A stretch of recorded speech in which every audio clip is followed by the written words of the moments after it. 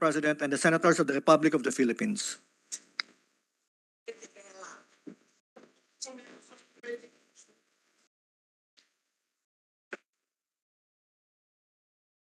The 54th session of the Senate, the first regular session of the 19th Congress, is hereby called to order.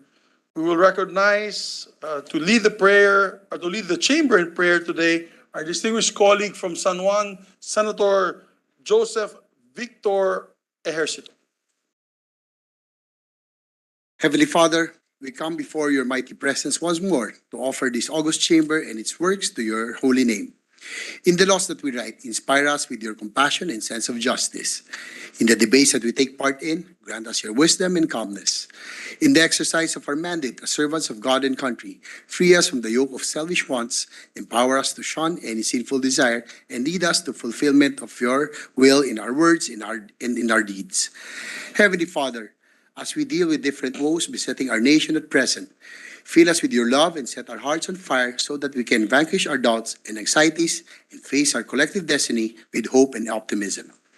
Embrace the weary, the troubled, and the disillusioned among our people and show them the fullness of life and the certainty of our healing and salvation, made full and true by your mercy and grace. As we await for your return, we beseech you, O Lord, forgive us our sins, protect us from all harm, and deliver us from all tribulations. All this we ask and pray in your mighty name. Amen. Amen. We are going to be led to sing the Philippine National Anthem by the group Coro Cantabile. And the group will also render a song entitled Dahil Sa'yo.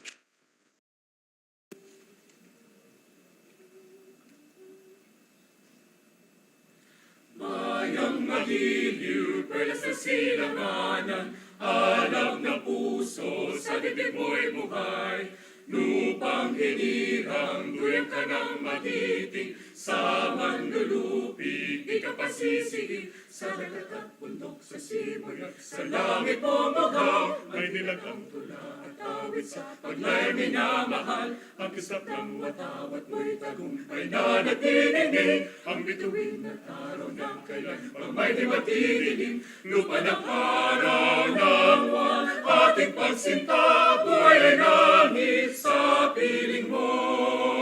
Kami ligaya na pa, may mga api, ang mamatay ng dahil sa'yo.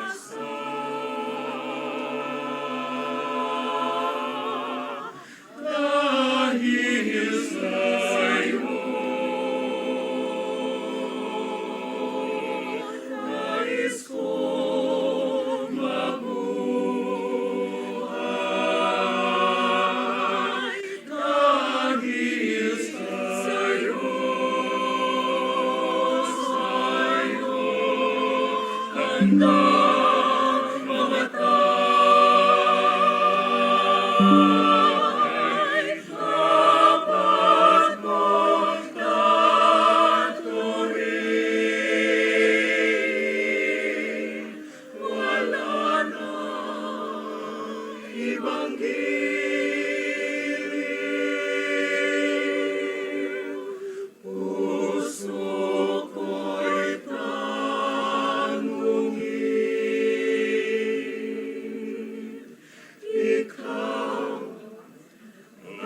ikaw rin.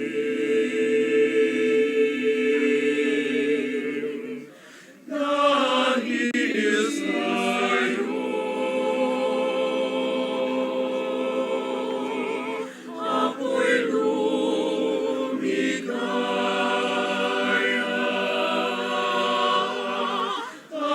Pagmamahal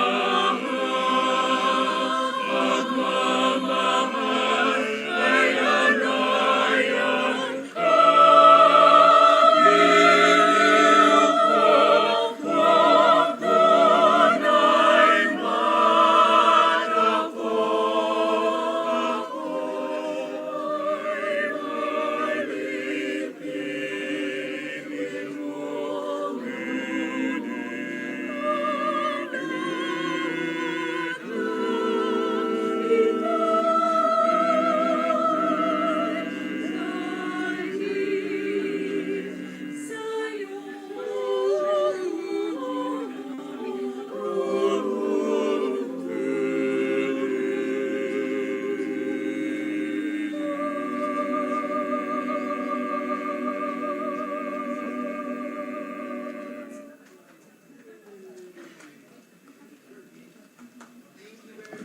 Thank you very much to Coro Cantabile for the wonderful rendition of Dahil Sa'yo, and of course our Philippine National Anthem. Maraming salamat po. To our Secretary, please call the roll of members. Roll call of members.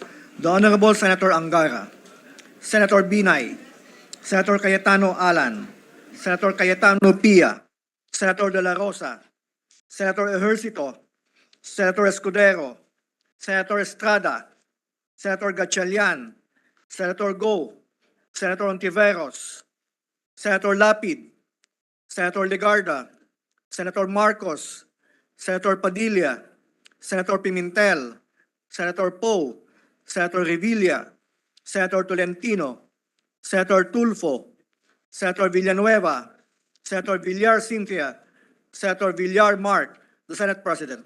With 22 senators present, the chair declares the president a quorum. Majority Leader. Mr. President, again, we'd like to thank Coro Cantabile.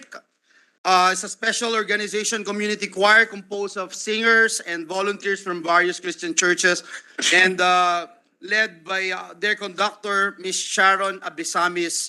And at this juncture, Mr. President, before we proceed, we'd like to take this opportunity to greet our distinguished colleague, our Deputy Minority Leader, who celebrated her birthday last Friday, February 24, Senator Risa Ontiveros. Happy birthday. Happy birthday to our Deputy Minority Floor Leader, Senator Risa Ontiveros. Ma'am, you do not age a day at all. Maybe we should suspend the session for a minute. Session Mr. suspended. President. Thank you.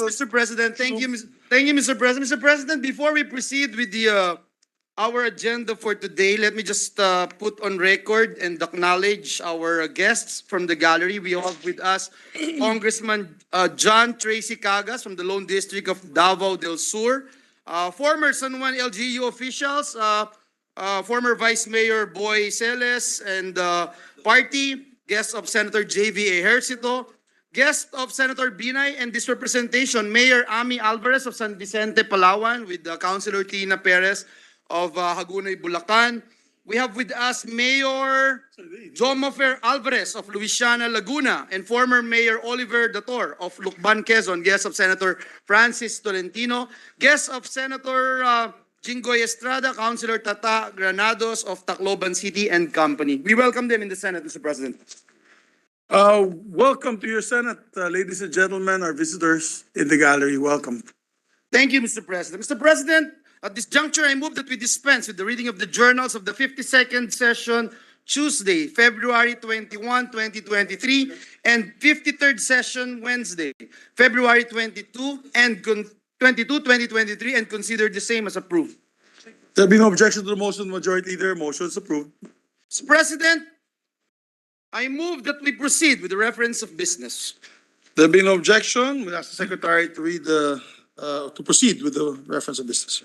Message to the President of the Philippines. Letter of His Excellency President Ferdinand R. Marcos Jr. dated 20 February 2023, submitting for the Senate's consideration and concurrence the agreement between the Government of the Republic of the Philippines and the Government of His Majesty, the Sultan and Yang di Pertuan of Brunei Darussalam for the avoidance of double taxation and the prevention of fiscal evasion with respect to taxes on income, which was signed on 16 July 2021 in Bandar Seri, Begawan, Brunei Darussalam.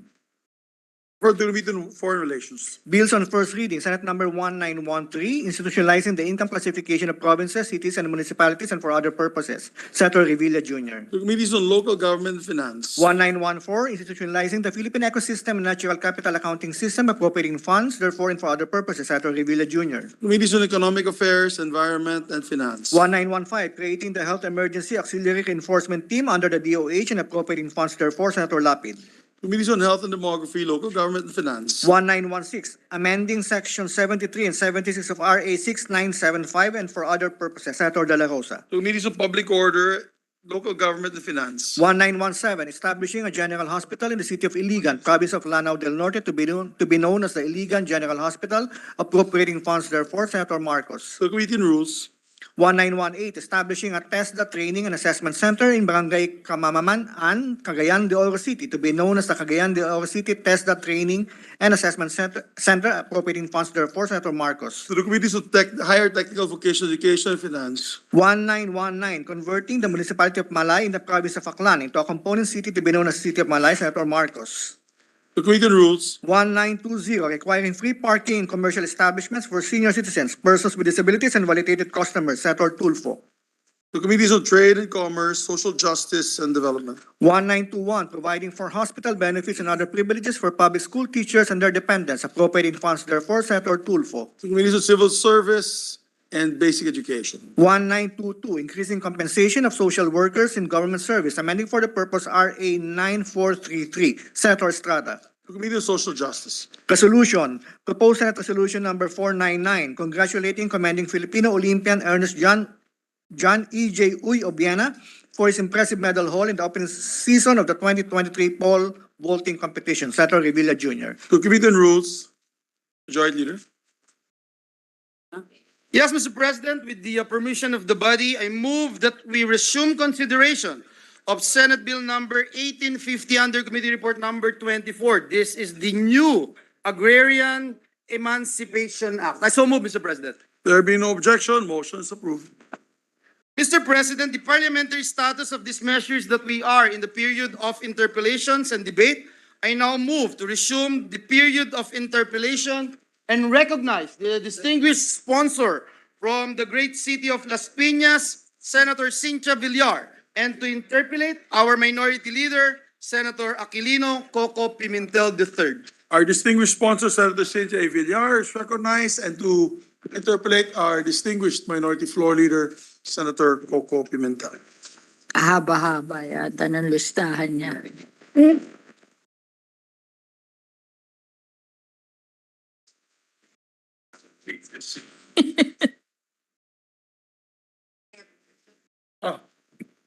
I believe the gentleman for Sorsogon would like to ask a few questions ahead. Just one question, Mr. President. Yes, please The go. permission of Senator Pimentel, our minority leader. Um, Mr. President, Your Honor, just one concern. I'm a co-author of this measure. But if my recollection serves me right, more than 80% don't pay anyway. Would that be correct, based on the records of the Land Bank? Diba? 80? Yes, I think so. Now, Mr. President, Your Honor, then that means less than 20% actually paid. And I think a handful was actually able to fully pay. Fully pay, yes. My question is, how would we treat them in this bill? Because it's like rewarding those who did not pay and those who actually paid and fulfilled their promise and contract will be getting the raw end of the deal. Is there something we can offer them in the bill so This that is Mr. Our good friend from the province of Sorsogon. This is a condonation bill. When you make a condonation bill, you don't reward those who paid. We're just condoning those who haven't paid. I agree, Mr. President, Your Honor, but nothing prevents this August Chamber from including or inserting a provision that would basically say, kahit in general terms, that the Department of Agrarian Reform will support or give any form of assistance in order that they would get somehow something in return for actually being faithful to what they signed. And, Those who paid already will get support services from the Department of Agriculture. that is They are written, priority. that is written where, Mr. President, Your Honor, or that's the commitment It's of the not chair. written well. It's not, because when you fully pay, you get transferred to the Department of Agriculture. You're not under anymore under the agrarian reform. And the Department of Agriculture has many projects in development compared to the Department of Agrarian Reform. Would the distinguished lady, Mr. President, Your Honor, at the proper time during the period of amendments be amenable to a section that would basically just guarantee that at the very least, in order that para kahit papaano may pinangahawakan naman po sila at hindi masabi na yung sumunod pa ang walang napala. Under the Section 7, preference to credit facilities and support services for beneficiaries with paid amortization. There is a provision. If you want to add something there, then you can add. We will craft Thank you. the necessary wording, Mr. President, Your Honor, and thank you for the accommodation at the proper time. We will just submit it to the distinguished chairperson so that she can consider it properly as part either of committee amendments or as an individual amendment to be presented by this representation. Thank you, Mr. President. Thank you, Your Honor. Thank you from the good friend from Sorsogon. Thank you, Senator Escudero. Mr. President, this juncture, I move that we recognize our next interpellator, our minority leader, Senator Coco Pimentel. So move, Mr. President. Our minority leader, Senator Coco Pimentel, is recognized.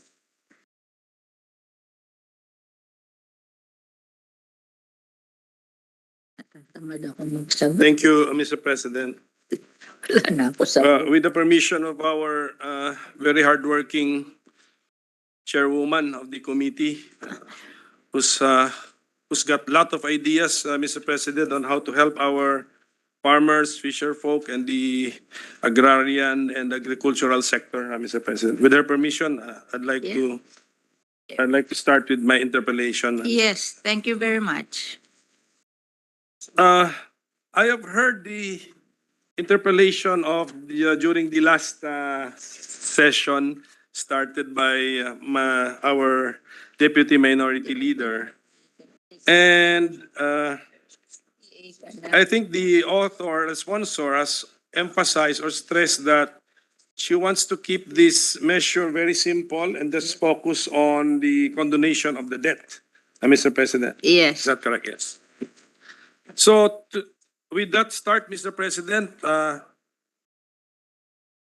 can we revisit the short title of the measure? Because the short title is so loaded with promise, Mr. President. It's the new Agrarian Emancipation Act. But actually, it's just really a condonation of the debt, Mr. President.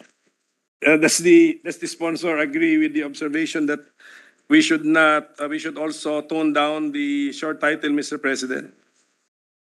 If you have any suggestion on a better title, you'll be most welcome. Thank you, Ma'am. Sige, yun lang po yung para, kasi ang emancipation yata, to free them from bondage to the land. To Parang free gano'n. them from debt. To free them from That's debt. the best emancipation, I think. I think as of the right now, no, given their situation. So, Mr. President, the measure mentions submission of lists, I think in not less than 2 sections. So, as I see it on page 2, line beginning with line 11, and then meron pang isa section 3 found on page 3 beginning on line 1. May mga submission po ng lists. So ang ibig po bang sabihin as of today, we still do not know the final list of No. those who will benefit from this measure, Mr. President? I will explain. The individual CLOA that has been issued, wala na tayong problema doon. There is a list. So it's with Land Bank. Yung voluntary land transfer, it's with them also. No problem anymore. There is a list. But we have this what we call collective CLOAs na gagawin i-split natin into individual CLOAs in cooperation with the World Bank. And the World Bank financed this, giving us 19 billion. Ang equity ng Philippines is 5 billion. They will do it in the next 3 years to turn into the collective CLOAs into individual CLOAs. So we will have a list of beneficiary.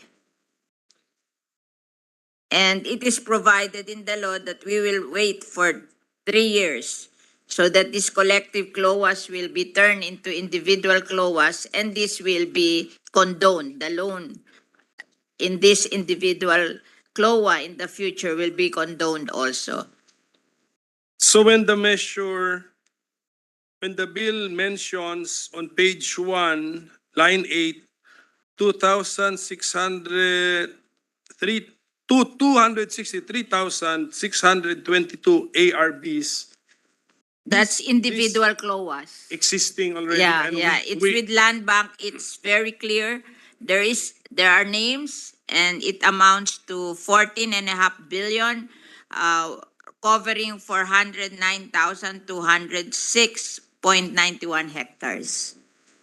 Yes, There is a list. yes, I'm interested, Mr. President, on the identities of Yeah. the 263,622. So, Yeah. fixed na po yun. Fixed Yeah, na po yun fixed. as of today. Apa. Yes, as of today. Thank you, ma'am, for that clarification. How about on section 3?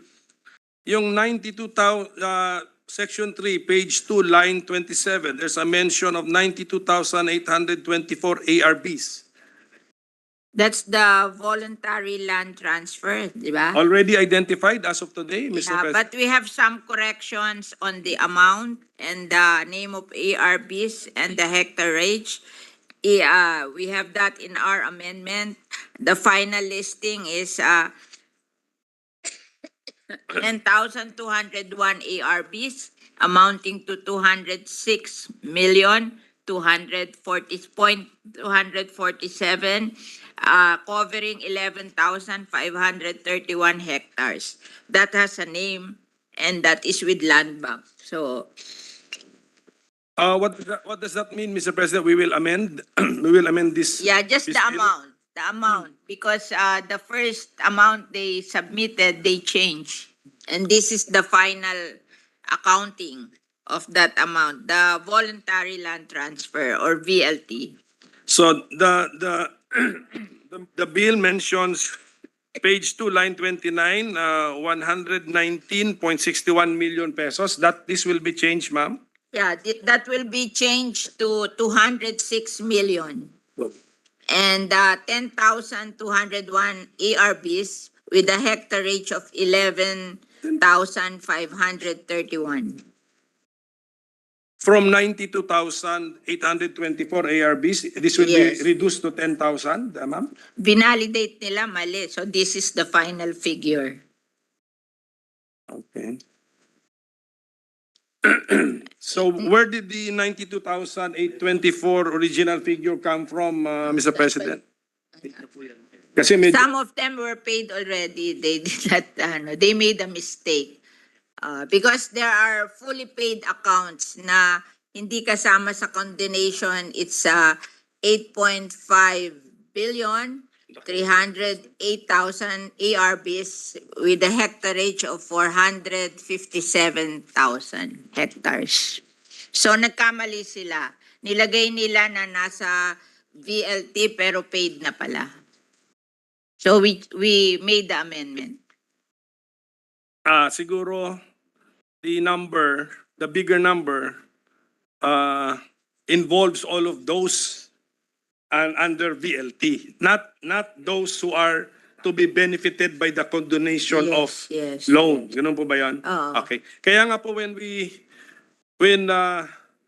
I was going over this measure with my staff, naisip nga po namin, Mr. President, kung is it wise to really be this detailed in the law by mentioning the numbers? Kasi we might be ito, mistaken. we Mr. have to President. mention the numbers in the law kasi baka mamaya baguhin nila. May pangalan na to eh. So, ayokong mag-condone ng something na walang pangalan. Anyway, if later on may i-condone silang iba, then they can pass another law to condone. But this is the final figure. We have to be specific because we will be condoning loans. Yes, Mr. President. So this representation is dependent on our sponsor's word that the 10,000 plus is now really the accurate number. Yes. Wala rin akong way to determine, and both the 10,000 and the 92,000 came from one source, Mr. President, tama? And So we have submitted the list. Okay. If you can avail of the list if you want to, there is a definite list. so we will, Mr. President, does that mean that we will amend Section 3, yung especially page 3, line 1, because Yes. in the proviso provided further that this section shall take effect only upon the submission by the LBP and DAR of a list similar to Section 2 of this Act to the concerned committees. Nasubmit na po ito. In my list of amendment, I have this already. Thank you. Thank you. Wala, nasa committee report yung amendment ako. Amend daw niya. So, nasa committee report. So thank you for that, Mr. President.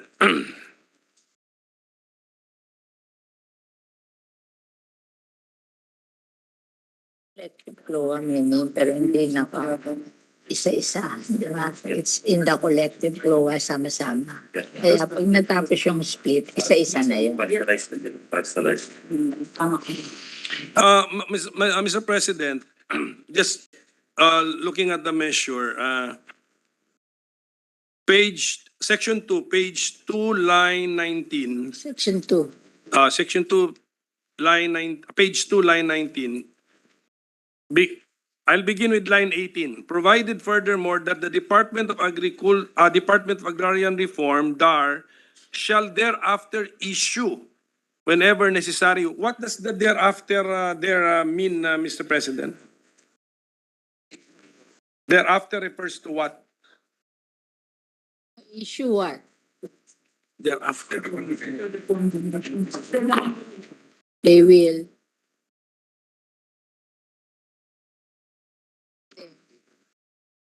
Okay. The Department of Agrarian Reform will issue a certificate of condonation which will be annotated on the title. Yes, after what? After the submission of the list? Yes, after the passage of this law. After the passage of the law. Okay. Okay. Okay. So we have to make that clear, Mr. President, but Yeah. after the passage of this law. Okay.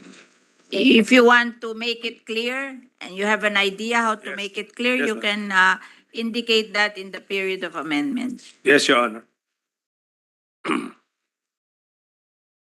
So the main purpose of our bill is that we will condone those who have not been able to pay their amortization, whether principal plus and or interest And of penalties. and or plus and or penalties for the land granted to them under the agrarian reform program of the government, covering 3 laws.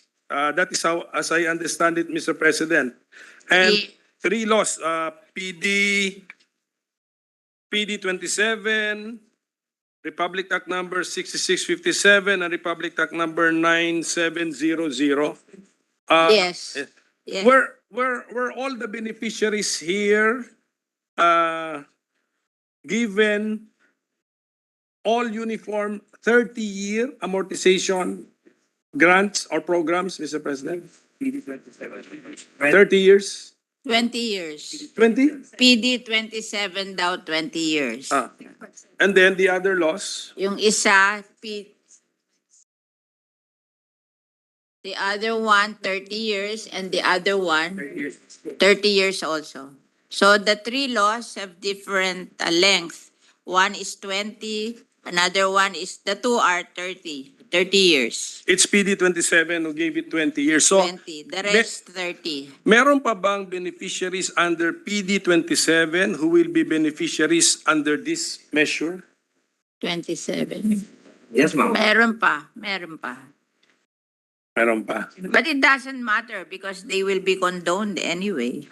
Precisely, they will be beneficiary of the condonation. Ibig sabihin nun, meron talagang, ibig sabihin, matagal-tagal na pong nagkakautang yung mga yun. Maraming hindi na nagbayad. Oo, hindi na nagbayad. Opo, opo. That's the spirit of our measure. And actually, this representation agrees with the spirit, with the purpose. No? I think the passage of time has proven that they cannot really pay. Yes. Because I believe that in good faith that they want also to pay. Hindi lang talaga Kaya. nakayanan o nakaya. Kaya nga ang concern po nitong representation na ito and raised by Senator Risa last week and Senator Cheese now is yung mga in good faith naman na nag-comply ng obligation under the law. Ang nakita ko sa measure natin, sa panukala natin, parang bibigyan lang sila ng preference sa credit facility. So, And programs to help them. kasi yung credit, parang credit facility, kung tatagalugin yata natin, ibig sabihin nito utang eh. So, parang ang reward ng taong nakabayad is Ano ba yung paunahin ka namin sa pangungutang. Pero yung, siguro, Mr. President, yung programs, kung There are support services also. They will be given priority to support services. can we, may we know, can we spread into the record what would this example of the support services? Usually- But available to all ito, except that Yeah. ipa-prioritize natin yung mga They will be nakabayad. prioritized. Mechanization, seeds, fertilizer, yan naman ang mga support services. Training. Training, financial assistance, many. And then for sure, unahin natin siguro yung fully paid. Yes. Tapos yung iba, ang susunod siguro sa fully paid, si partially paid. Eh, meron din po sigurong ganong situation. Opo. And then, yeah. And then, sige, Mr. President, You're welcome to describe what you want Yes, ma'am. Thank you po. to Thank you po. strengthen that section 7. For those who have paid full or partial in good faith, being law-abiding citizens, kasi yun ang basa nilang responsibility nila. Should we not attempt to return the money to them? No refund. I haven't seen any law na nagbayad ka tas nag-refund. Maybe we can help them through services but no refund.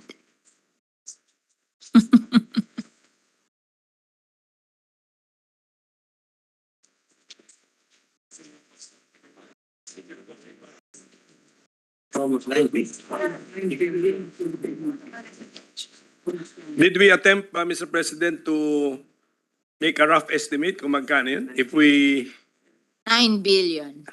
9 billion. Pero, okay, 9 billion, pero iba-ibang ano yun eh. Paid Yun off, yung paid- fully paid. Yung partially paid wala doon. Kasi makukondone na yung portion ng loan nila eh. So more than, yeah, it would be more than 9 billion, Mr. President.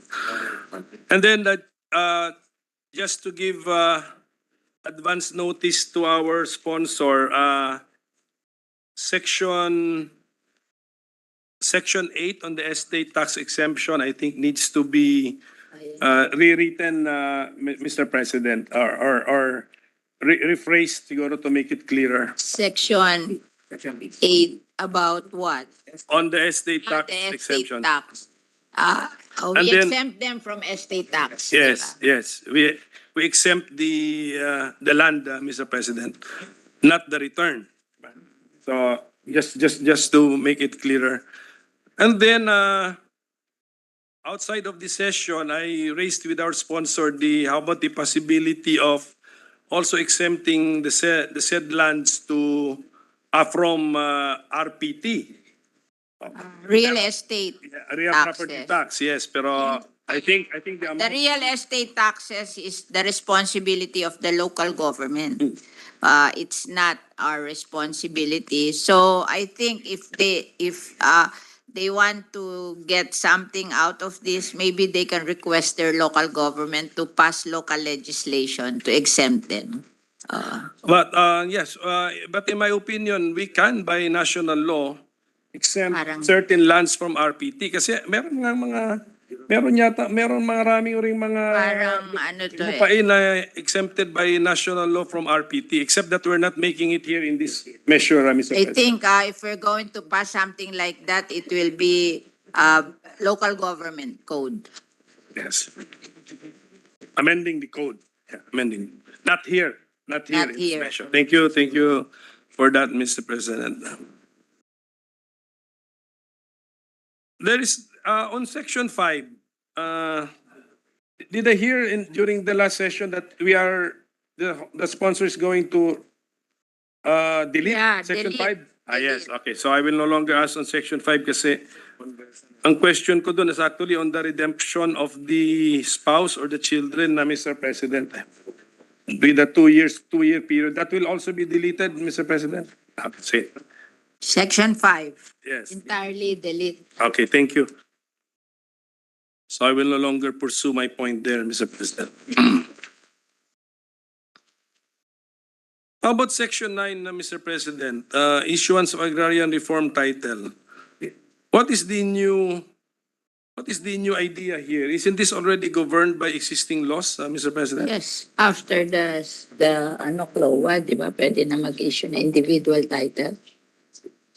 They're giving them a new timeline function. Deadline of 60 days, ROD, partial rights of issue that I said within Pag fully paid na. Yes, that's We will be asking the registered of deeds we are giving them 6 months to issue 60 days to issue the title from the individual CLOA with the certificate of condonation.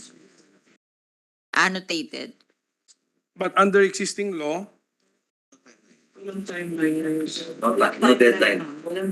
Existing laws pa lang tayo. The existing law daw, walang timeline. So, we are giving them 60 days to issue the individual title, but they will follow yung 10 years from issuance of CLOA na hindi nila mabibenta. Yes, for the new. Kahit may title sila. Section, Yes. Eh, yung kung kailan in-issue CLOA, 10 years, di ba? Oo. Pareho pa rin. So, they will be issued individual titles. kasi Section 9, ma'am, Mr. President, dalawang ideas dito eh. Yung condonation, okay, because this is the new idea introduced by this measure. So if there's a condonation, 60 days, annotate na sa title yung condonation. But the first sentence naman, which orders the Register of Deeds to register the emancipation patent or any other title issued pursuant to agrarian reform within 60 days from issuance thereof to the beneficiary. Bago po ba yung rule na yon? 60 days? Bago po ba yun? Before, walang provision na days. Ngayon, we're giving them 60 days. Okay. So I'm just surprised na existing law pala, walang, Wala, there's wala. no deadline. Okay. Section 10, Mr. President, contains the idea that a pending case must immediately be dismissed by the court. So I have my reservations if we can order by law the court to dismiss cases. Shouldn't the DAR who is involved in the case just file the motion to dismiss the case because of the passing of a law We will- condoning the debt, Mr. President, or the We will infraction? amend. We will make it the DAR rather than the court. Yes, ganun, that's the basic idea, Mr. Yes, President. yes. Okay. Gawin mo yun sa amendment. Sulat mo yun. No?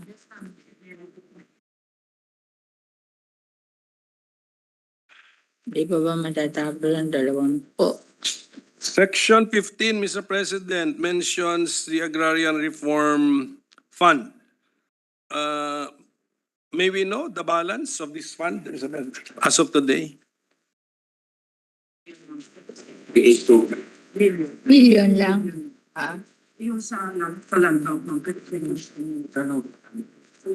The money in the land bank is right now 382 million.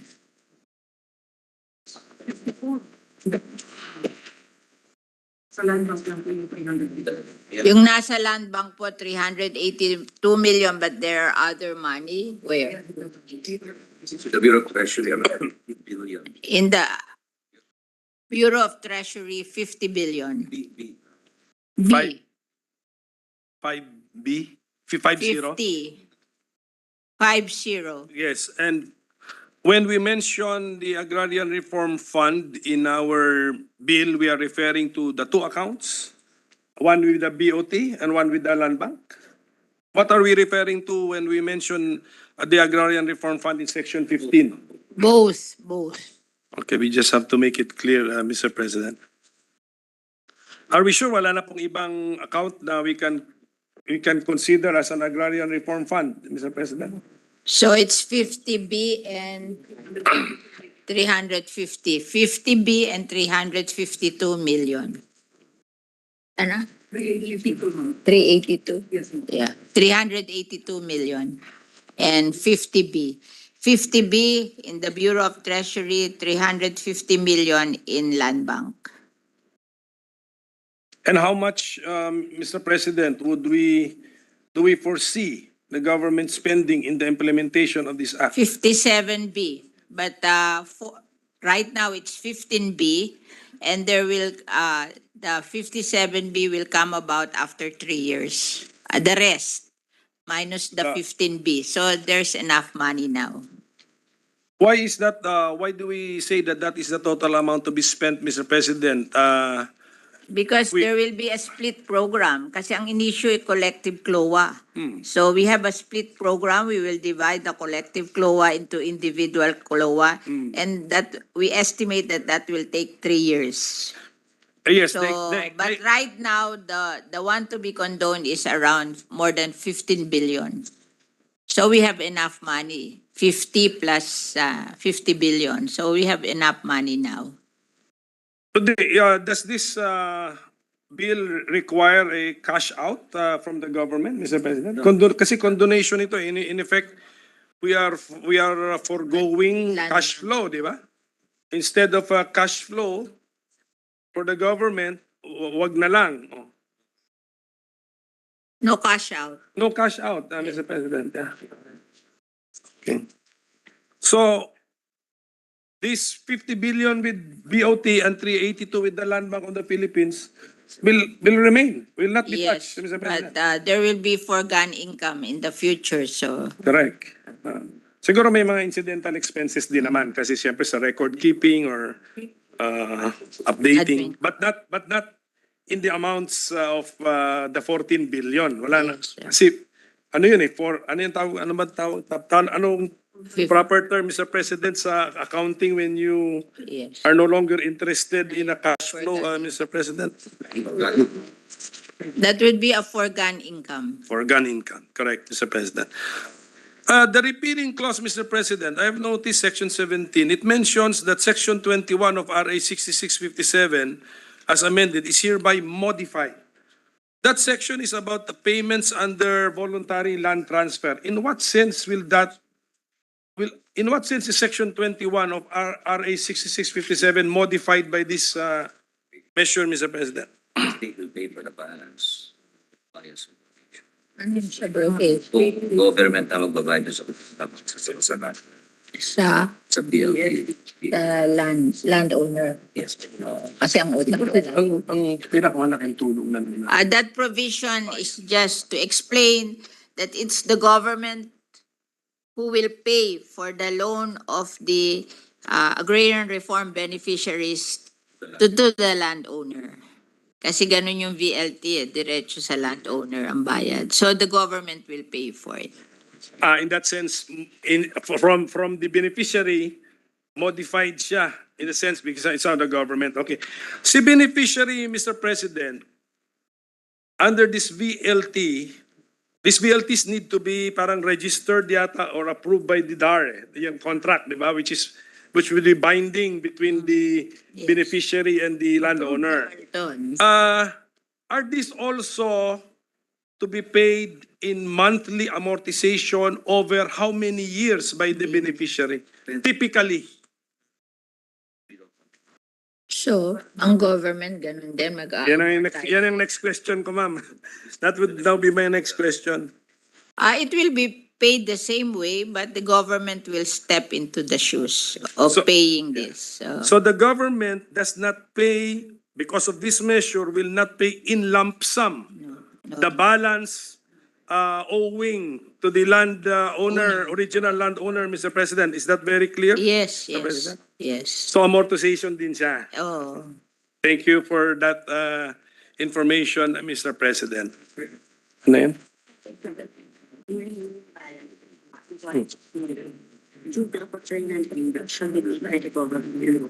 Nasa kanya na yung option na yun. But, Kailan nga, meron di ba? Yeah, Meron. is- Kailan? Ako naman nagsabi na wala eh. So, yes, meron. Nawala tuloy ako. So, okay, Mr. President. Okay. So, bigay ng just like any condonation program or parang just like any condonation program, merong cut-off date. This measure has a cut-off date. December 31, 2022. How did we choose that date, Mr. President? That's the end of the year. Correct. So it's just it's just a policy. Yes. It's a policy decision, Mr. President. Yes. We took a date, we chose a date, and then yan na yung cut-off date. Cut-off date. So, we have our experts as resource persons, Mr. President. Ano na ba status ng ating agrarian reform program, meaning to say, after this, tuloy pa ba ang Yes. coverage of the covered land and then distribution? Ilan pa? So that's about 300,000 hectares. Pero hindi na yata pwede yung 300, parang 150 na lang, di ba? Problematic yun. Well, so yun, kung ano yung 1,000 hectares yung ongoing land acquisition, may dadagdag na mga 200,000 hectares sa PO75 na PRR, unused government land. So 400. So 200, 300 na land balance. May problema na yun. 150 na lang obra dun eh. 50 plus 100, okay. 70. So, 350.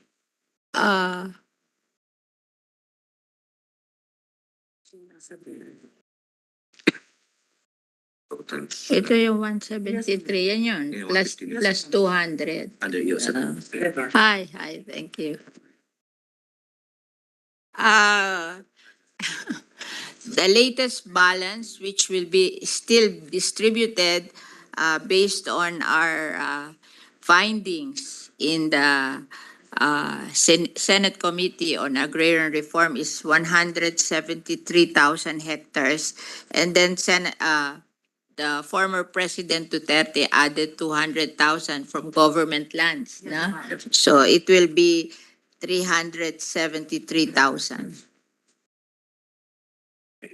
So so we have 373,000 hectares still to be distributed under the government's agrarian reform program after the passage of this bill. Yes. Okay.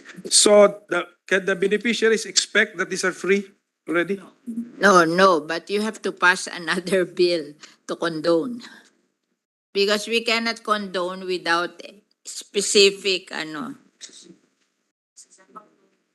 walang existing loan eh. So we cannot condone. So we have to wait for the loan for us to condone. So it's the responsibility of the next Congress or the future to pass another bill to condone this loan. The obligation of the beneficiary to pay for the Wala pa cost eh. of the land granted to him or her plus interest. Wala pa It's tong because- interest eh, kasi hindi pa nabibigay eh. Kaya nga, but that obligation to pay, theoretical lang po of the, is imposed by law. Yes. Section 20. So, since we are already condoning, No, we are condoning No, this- the names submitted to us as of December 31, 2022. Beyond that, because there are no names yet eh. Oh, Correct. so there are no loans yet. How can we condone something we do not know? can we So- change policy then, Mr. President? That we are continuing with the agrarian reform program, no more obligation on the part of the beneficiary to pay for the cost of the land. Yeah. Because that is the effect of those whose loans have been condoned, who have not paid a single centavo. I feel of the that loan. we cannot condone something that is not existing yet.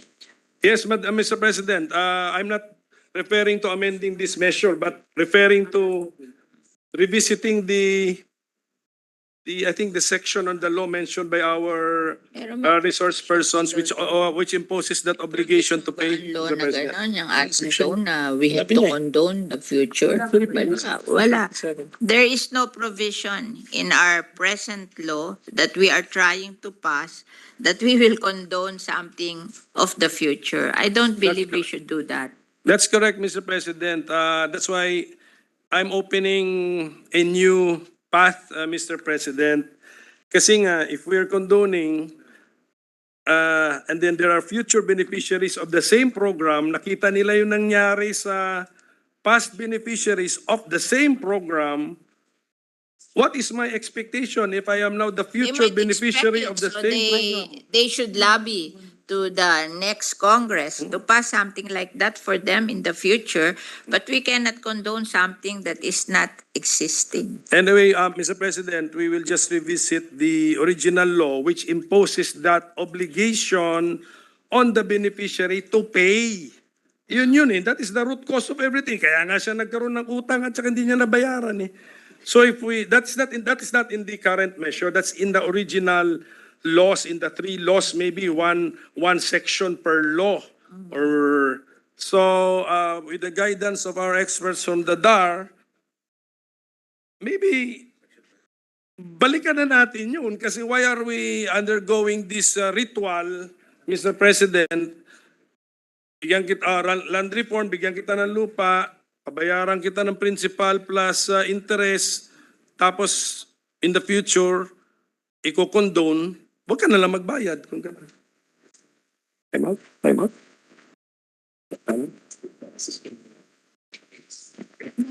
Session suspended.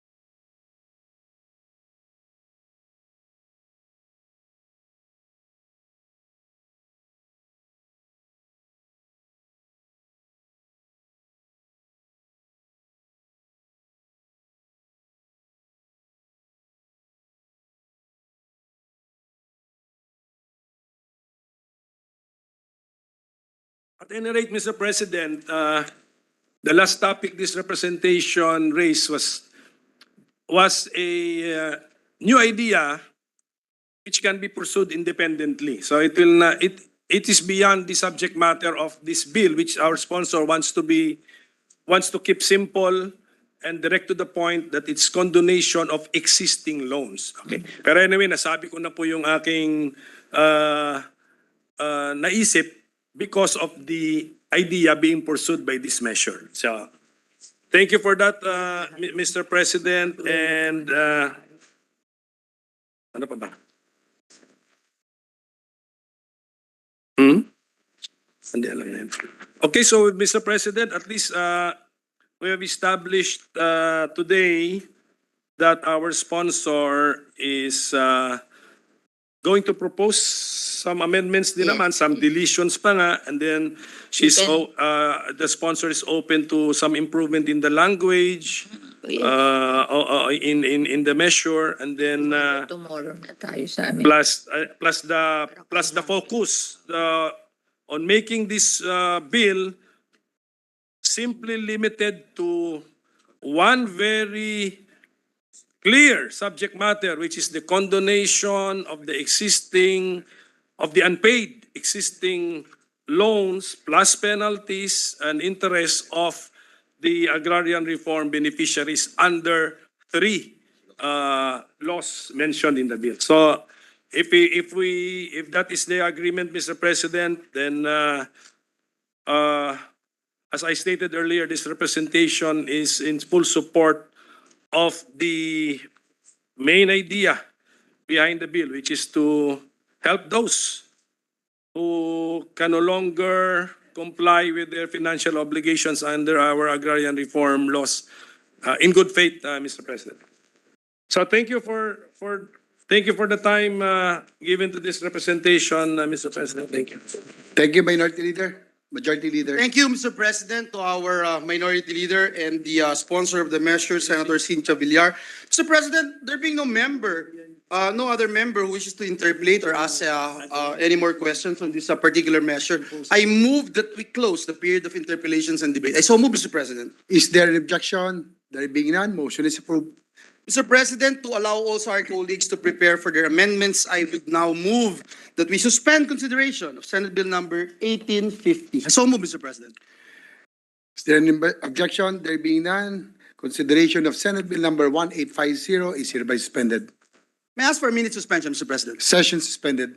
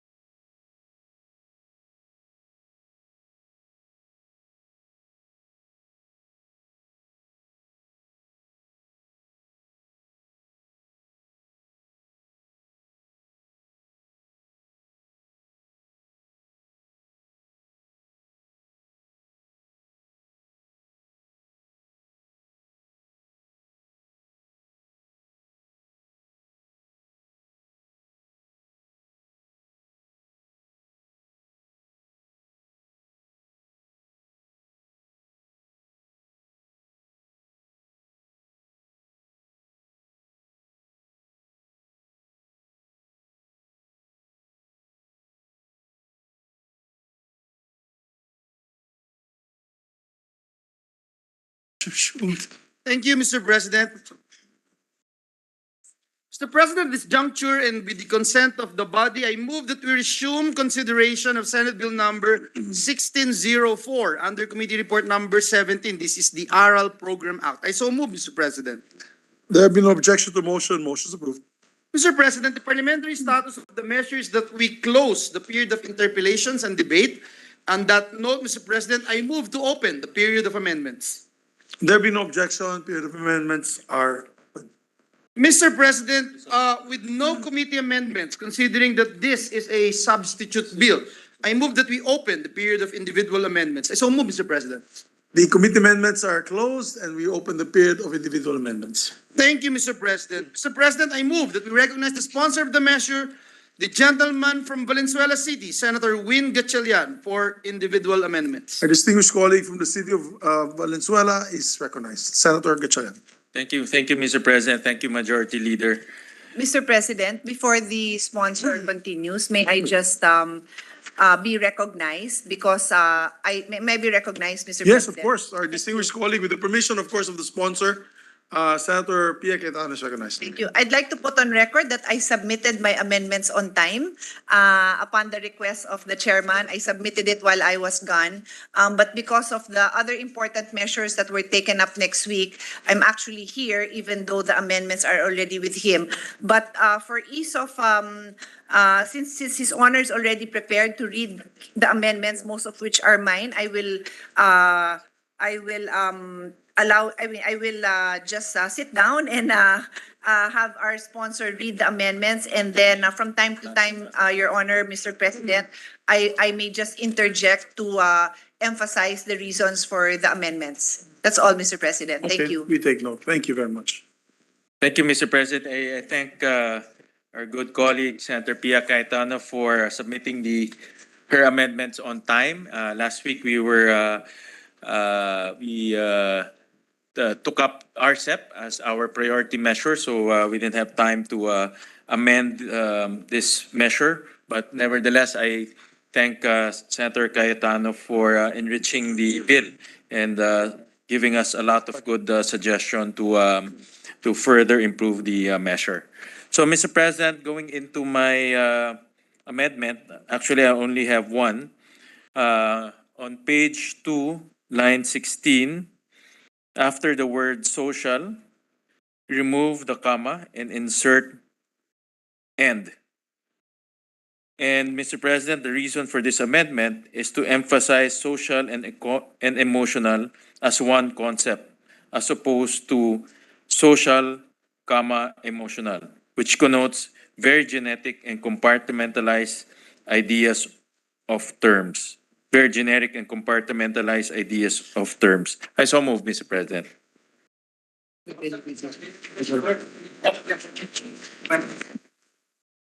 be no objection to the motion and the amendment. Amendments approved. Thank you, Mr. President. And going into the amendments of Senator Cayetano, and with her permission, I'll just go through it. Yes, please. Thank you. On page 1, transpose section 3, declaration of policy and objectives as the new section 2. Renumber the succeeding sections accordingly. So move, Mr. President. There be no objection to the motion. Motion is approved. On section 8, capacity building of tutors. On page 4, line 5, insert the word program, comma. The phrase, the DepEd shall ensure that the, and delete the word shall. I so move, Mr. President. There being no objection to the motion and amendment. Amendments approved. On the same page and line number, after the word training, insert comma, and the phrase as needed, comma. I so move, Mr. President. There being no objection to the amendment. Amendments approved. On page 4, line 7, delete comma, and the words as may be deemed necessary. I so move, Mr. President. There being no objection to the amendment. Amendments approved.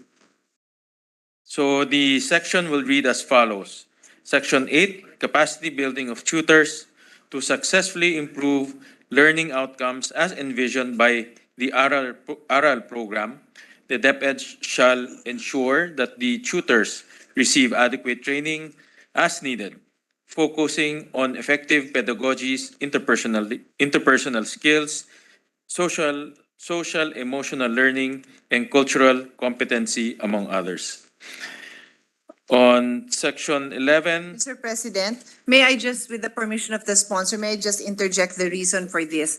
The reason for this is we wanted to ensure that we identify the agency doing training. It's DepEd, but you know how it is. Yeah. Sometimes if we don't say it, there may be questions.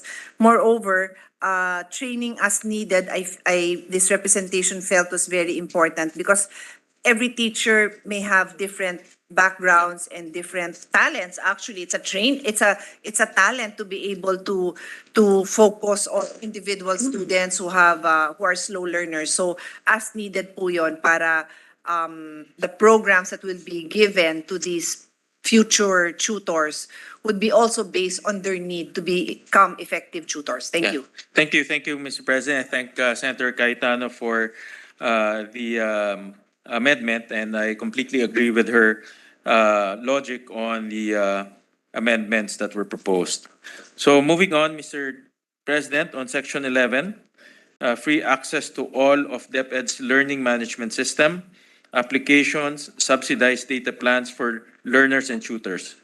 On page 4, delete lines 30 to 31 and replace with the DepEd shall determine the learners and tutors in financial need and ensure that they are provided subsidized data plans for the use of these applications. So moved, Mr. President. There being no objection to the amendment, amendment's approved. Mr. President, again, with the permission of the sponsor, let me explain this.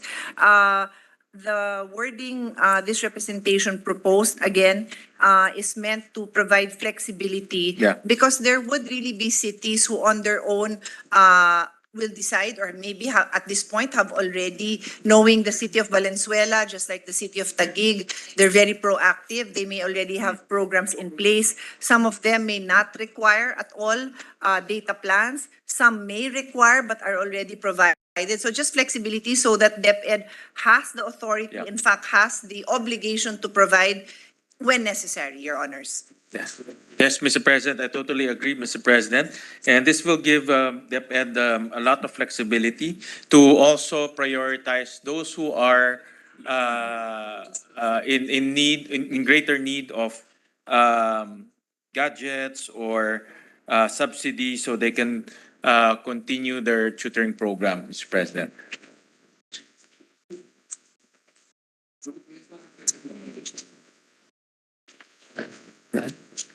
That's it, Mr. President. Mr. President, can I just have a minute suspension? Because I remember reviewing so much more. So my staff is telling me that they've already worked it out with your staff. But obviously, if it's not reported on the floor, then those changes I noted would not be carried. So can you just give me less than a minute to confer with my staff? Sure, session Yes, suspended.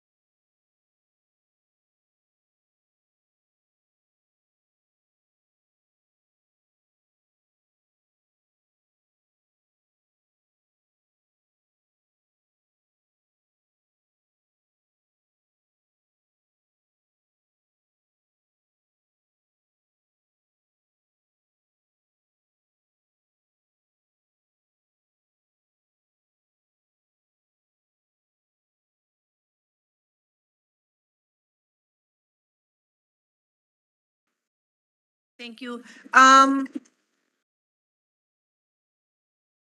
what I'd like to put on record is I was correct in my recollection that there were other sections that I had concerns about or observations.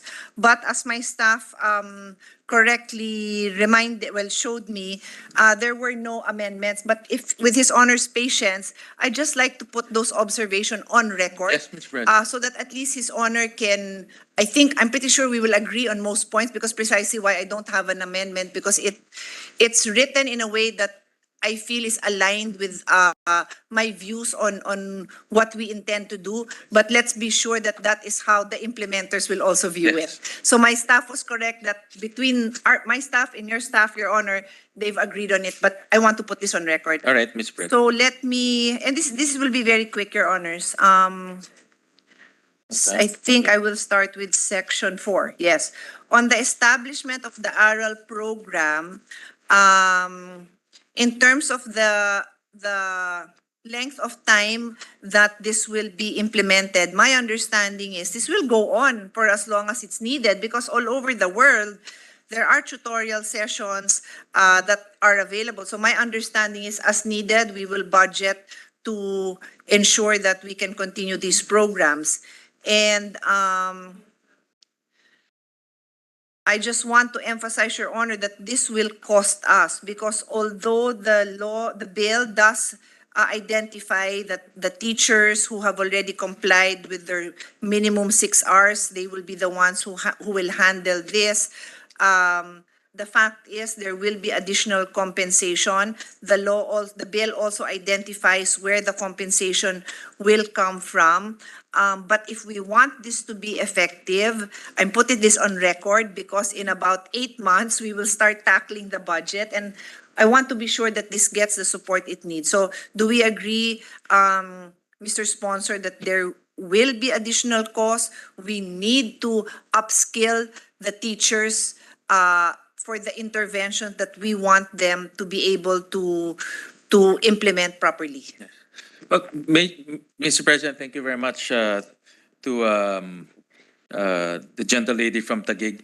Definitely, Mr. President, there'll be additional cost. Hopefully, with the assessments, we can have a much more targeted program, meaning we will determine per school level who are the students who are in dire need of an intervention, and the intervention will also depend on the level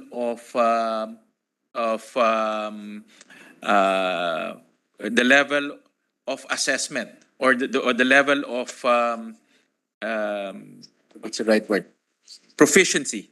The level of proficiency the student will be in, Mr. President. So the first step will be an assessment, Yes. and the assessment will determine who will be part of the program. Is this a national assessment, if I may just This is the interject? national assessment, Okay. Mr. President. But it will be done obviously on a per school level. Yes. But the assessment will be conducted nationally, so that DepEd will have a full view on how many students will be part of the program. But it's also important to note, Mr. President, that it will not be a one-size-fits-all. That's It's for sure. important that the student, the level of proficiency per student will be determined, no? And that's where the intervention will come in. I understand that, and I recognize that the test, the proficiency test must be in place first. But do we have a ballpark figure? Like if we assume 10% of the population need intervention, 20% of the population, and I'll go now to my next question so His Honor can just answer together. Section 7 refers to who will implement this, and it says teachers and para-teachers shall be responsible for tutoring learners. Is this compulsory on their part, or can they opt out? Because we did not go into those kind of details in the bill. Well, Mr. President, during the period of interpellation, I mentioned that the high estimate, this is on the high side, will be about 7 billion pesos, Mr. Okay, President. okay. And the reason for that is we took the learning poverty numbers of the World Bank as the number, Mr. President. And we also came out with a benchmark cost, no? Using the different models, for example, being implemented in other countries. And the most efficient that we came out with is from Ghana, no? Which is how much per learner? 550 pesos per learner. No? So that is For a year? for a year, Mr. President. And that's the most efficient and recommended by World Effective Bank. ba? Effective naman, Mr. President, because it's a model that the Eh, parang budget lang yata ng mga tao yan sa cellphone nila. yes, Mr. President. Imagine if every parent would set that aside, then the government will not have to spend. Yes, Mr. President, and that's why we have to emphasize that it will be a learner-centered approach. You know, so what's good for the learner, what the learner needs, we should come up with a program on what the learner requires instead of a one size big program for everyone to follow. Permission of the two gentlemen, Yes. gentleman and lady. We can't hear you that well, Mr. President. I know they always keep shutting there. my mic off. There, I don't there, know why they keep shutting my mic off. When I want to interject, I cannot interject at the Senate President. Can you imagine that? Bakit naman ganun? Please take note doon sa loob. Kayo, kanina pa ako gumaganyan sa inyong dalawa dyan. Okay? So, anyway. Kasi naririnig, Mr. President, pag may lumalapit sa'yo, baka Kaya yung ginaganyan ko. ibang- Ginaganyan ko naman siya. Okay, But anyway. please at any rate, proceed. Thank you. I heard, did I hear right? You said to the sponsor, the gentleman said that this was a program in Ghana. Ghana, he did. Yes, Is that the country Ghana? in Africa, Mr. President. Correct, Africa. Yeah. But aren't we like together with Ghana in the last place in our, I think the world The PISA. rankings? The PISA, well, actually, Mr. President, we're at the That's last, we're at the very last. So we're going to pattern ourselves with the ones that are with us in Ghana? No, Mr. President, we looked at different models. And because Ghana obviously is a developing nation and it's also a poor nation. So according to World Bank, they came up with an intervention program. And the cost of that intervention program per student is about 550 pesos, Mr. President. So we benchmarked it there because we figured that since Ghana is a poor nation and their intervention program is quite successful, meaning on a per peso value, it's quite efficient. No? So that's why we patterned it there for budgetary purposes. But if I may, Mr. President. Mr. Sponsor, how can we be efficient when it's more efficient than us because apparently they're one notch higher than us. But why can't we take the Definitely, top Mr. 20? But Mr. What is President, definitely they're not at the very last. No? They're not at the very last of the Yes, ranking. Mr. President and dear sponsor, if I may interject, I think the proper question now is, did that intervention that cost 550 per person, is that happening after the assessment? Because if it's before, it's not successful kasi That's correct. bumaba pa sila. But I That's a mean, correct observation. I'm sure the answer is yes. That is Yes, the Mr. President. intervention that they made after, because the Yeah, sponsor yeah. is saying it is a success so far. Yeah, Mr. President, the intervention happened after. This is the post-pandemic intervention. And several countries implemented several catch-up plans, no? The US, UK. But it's very difficult to pattern after the US or the UK because they have The those budget. two, Yes. their resources are quite unlimited when it comes to education. So we had to pattern it to similar developing nations, no? To Vietnam, to Thailand. And we saw among all of those programs, World Bank reported that Ghana was is one of the most cost effective when it comes to the intervention program. But I don't really hear much about Ghana's educational system or improved educational system. Yeah. But Well, is that the example given by the The World Bank, Mr. President. World Bank? Yes. And in any case, if I may, Mr. President, the response of the sponsor was to my question on how much this intervention will cost. So that was really just an example of an effective intervention that was very cost effective. It doesn't mean, if I'm correct, that that's exactly what will be copied. No, it No, will be Mr. tailored President. to whatever the need is. That's just the example of a cost effective intervention, Yes, correct? yes, correct, Mr. President. And just to give context, the MOE per student right now is about 250 pesos per student, Mr. President. So in other words, we're actually giving the school 250 pesos per student for their operating cost. No? So this is twice bigger than the MOOE, Mr. President. So just to give context on where the 550 pesos can be compared to. Mr. President, while I have two very important gentlemen in the discussion of education, in this discussion today, the sponsor, of course, and the Senate President, the other would be our Chairman of the Committee on Finance. May I just quickly, it will be part of my report on my trip, but quickly interject on that issue on cost-effective interventions.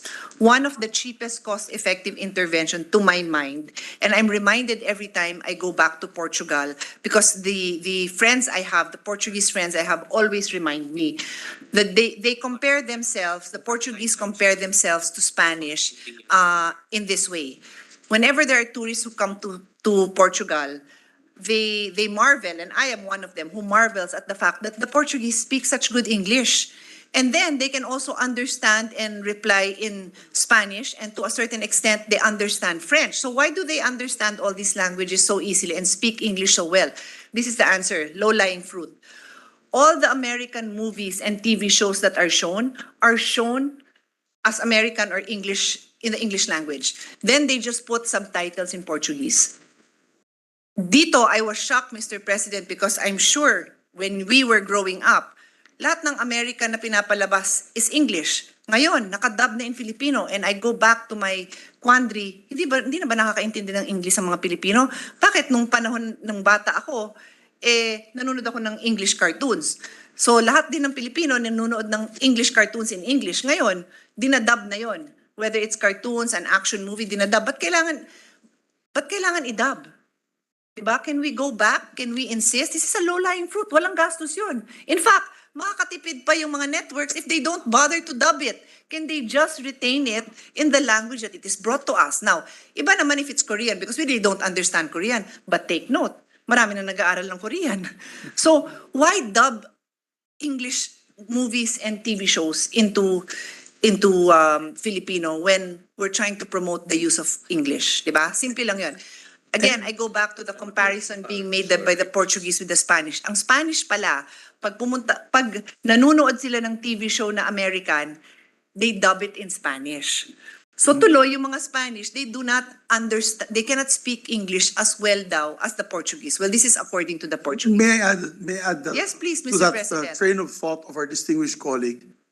If you remember Voltes 5, because JB Ejercito's a big fan of Voltes 5. remember. So, that was dubbed in English. Yes, exactly. Yeah, If that were shown, di ba, yung mga ganon. That was all Voltes 5 in English. Mr. President, precisely, my point. Ngayon, yung mga ganyan na I don't know if there's anything as memorable as Voltes 5 was during our generation to these younger people, it's no longer in English. Sayang naman, it's a low-lying fruit. So if the gentleman here, and hopefully maybe there are other colleagues of ours listening from their own monitors and in the lounge, can join me. I want to file a resolution to address this because it's a choice that we need to make. It's a low-lying fruit. It's cheap. So to respond, how will they learn English kung hindi naman nag-i-English yung parents nila? At hindi naman, there are some teachers who aren't that comfortable in English, di may napapanood sila. Diba? So, ganun lang yun, Mr. President. I'm happy to see the Senate President nodding, the gentleman, our sponsor, nodding as well. And I'll proceed to the next point, but I'm happy to be able to raise this point at this moment that Just we're to discussing. respond, Mr. President, yes, I believe we're part of the same generation. So I remember, You are younger than us, Mark. I remember those times that all the cartoons and even the sitcoms were all in English. Yes. And I have no idea how come it became Tagalog, but I would venture into maybe it's for the ratings. I think these Pero TV diba- stations are. No, you're right, Mr. President, but I've thought long and hard about this. In as much as Filipinos who speak another language, yung dialect nila, whether it's Bisaya, Ilonggo, Ilocano, whatever, it's being translated, dubbed into Filipino. So that's also not their native. So why not dub it into English, which is an international language that we are saying that we all agree that we have to learn more of. Yun lang naman ang sa akin. We're actually, dear colleagues, are losing the advantage. Losing, We're losing the exactly. advantage. Totally In agree. ASEAN countries, they're catching up with the English language. They're actually getting teachers here, Yes, the Mr. Philippines, to teach President. English there. And unfortunately, we don't have enough teachers anymore to teach our own children here Exactly. in the Philippines. So we're gonna lose that advantage very soon. We are, and I agree, Mr. President, we have exactly the same observation. So anyway, I've made my point and I'm happy that the gentlemen agree with me. So we can move on as His Honor already addressed this on the cost.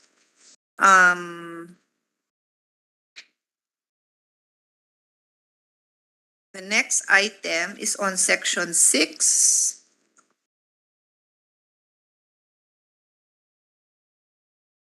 I'm good with that, no? I'll move to section 7. Yeah, so Mr. President, on section 7, I had mentioned this question.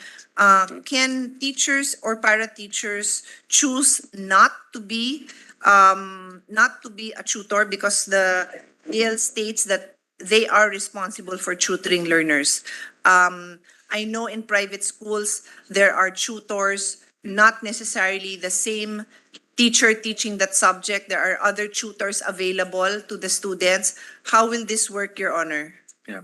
Mr. President, what we envision here is because teachers and para-teachers are already existing within the DepEd system, that they will be tapped to be tutors.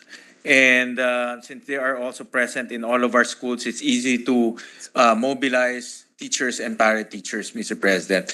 But in addition to that, Mr. President, we know that it might not be enough we might not have enough teachers and para-teachers. We also included other potential tutors, no? For example, tertiary education students, students who are taking education as a course, even volunteers, Mr. President, we included that in the bill. So there are other potential tutors that we can tap into, and this is explained during the period of interpellation. This is actually an important feature for DepEd to use so they can expand their core of tutors, Mr. President.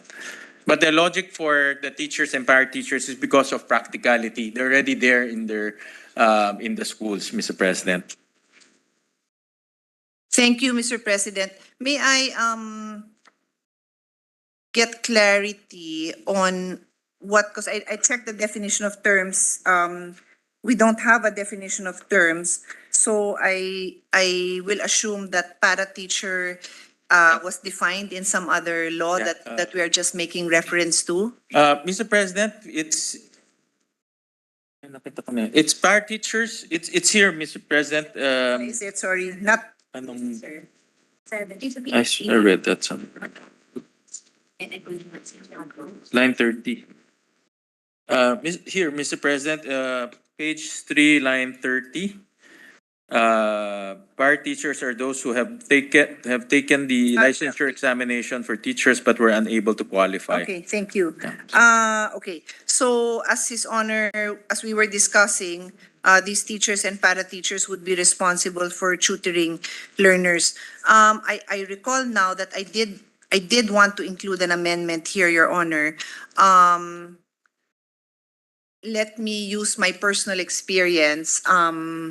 My mother owned a Montessori school, and since I was an avid student and I just hung out with her during the summers and whenever I didn't have class, I would actually work with it was a preschool. So I would work with the preschool students on the reading, on basic math.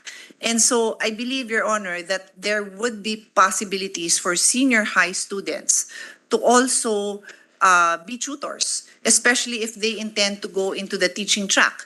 Of course, there's a certain standard that we need to maintain, but that would be a proposal that I would like to make, and that would be subject to the guidelines of DepEd on who would be qualified. But really, Your Honor, if you think of a home setting, the ates teach their younger siblings. So there's nothing that would prevent us from including that, and that will go into, I think it's one of the latter sections on the NSTP, wherein there is already a statement here that those who would render services as a student teacher would get credit for NSTP. I wanted something similar like that to be applied to senior students in the education track. That either whatever credit that they can get, it could be any credit available to them as senior high students or future NSTP credits. And most likely, if they're in a teaching track, they love to do it. I mean, I did it on my own because I enjoyed it without anything in return. But if we can include that, Mr. President, that would be great. Yeah. Yeah, Mr. President, I agree with the lady from Taguig, especially senior high school. Some of them are already 17, 18 years old. Yes. And those who are taking the Education academic track. a lot of them are most of them will probably end up in college, you know. So And in fact, Mr. President, if I may just add, even for those who intend to take, let's say, engineering or science, they'd probably even be better than those they would probably be better than English teachers, practicing English teachers, because their proficiency is already in STEM.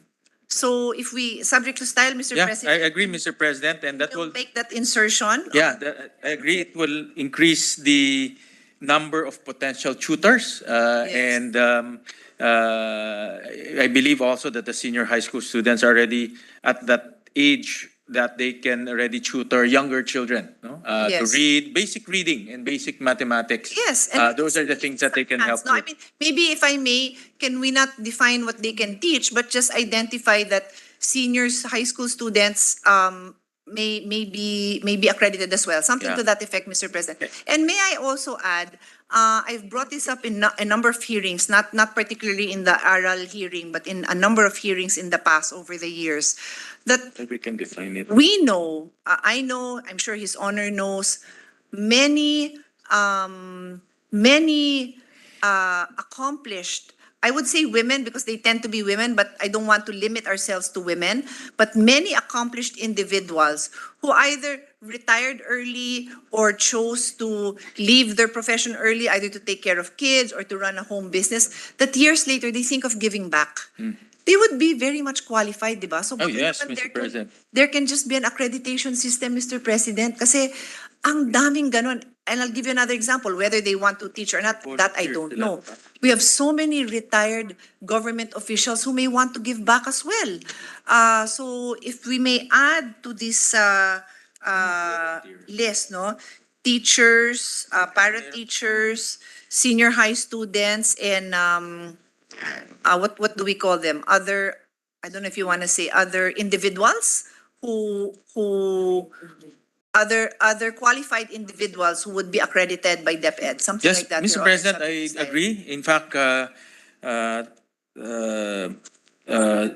the gentle lady from Taguig made a good point on the senior high school students. We have about 4 million senior high school students. So that's a lot of warm bodies that we can tap.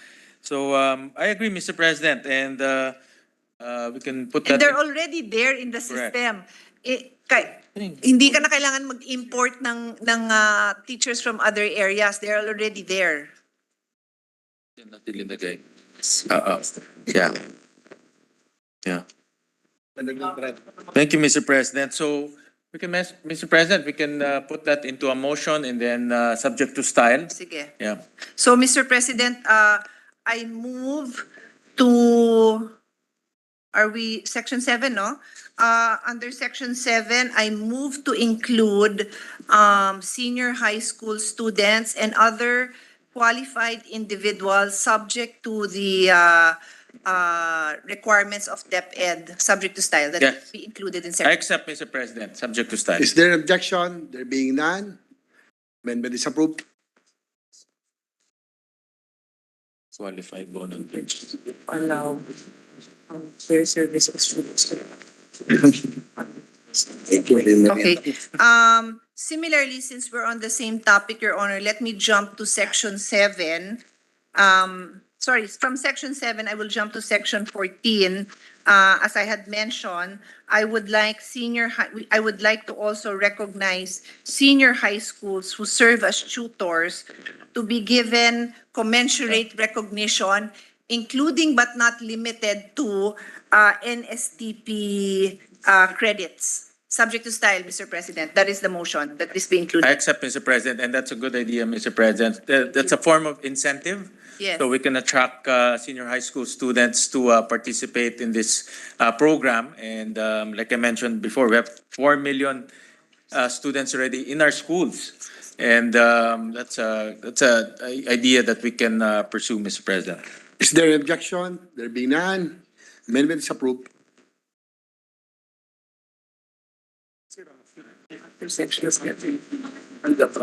Yeah. One more to Mr. President, on section 12, I support the reference to RA 8370 or the Children's Television Act of 1997. But we note that this only refers to the airtime, allotment of airtime. So the question remains, who will be producing this? It may or may not have to be covered by this bill, but I just wanted to point it out.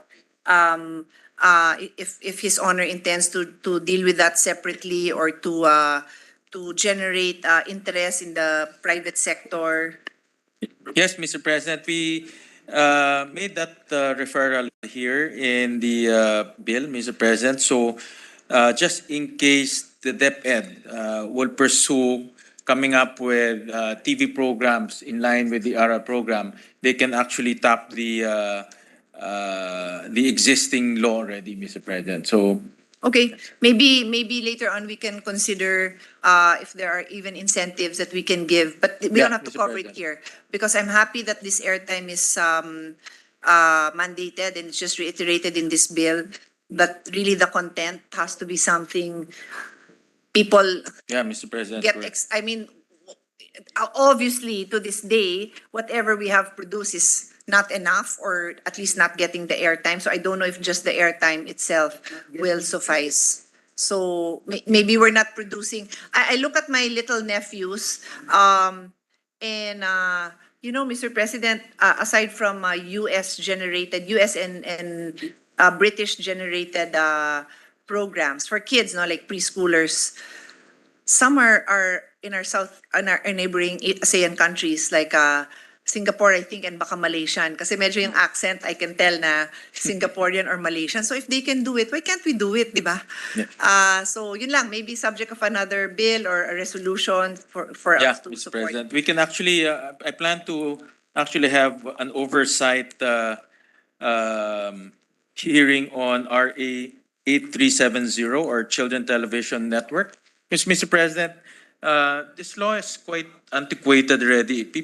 Children watch YouTube. Exactly. They go to the internet. In fact, very rare children will watch television. No? So we need to update this law and make it more responsive to technologies right now, Mr. President. Agree, Same agree, with the Mr. National Book Law.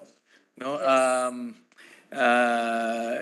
children now they share digital books with one another using That's true. applications, Mr. President. Although on that note, I still feel it's a good habit to get into, to hold a book. Yes, Mr. President. I read digital books. I'm mostly digital now, including audiobooks, but I think it's still a good habit. So in that sense, moving forward, I'm happy to join His Honor in studying, but I'd still like to ensure that we still have budget for the paper, what do you call it? The traditional books. Traditional books, because the biggest budget we put for that is really in the nooks that they're putting up all over the country, which presents the child with their first exposure to fun and interesting books to read. But on that note, yes, we must study how we can make it more up to date with the times. Yes. That's it, Mr. President. I have no other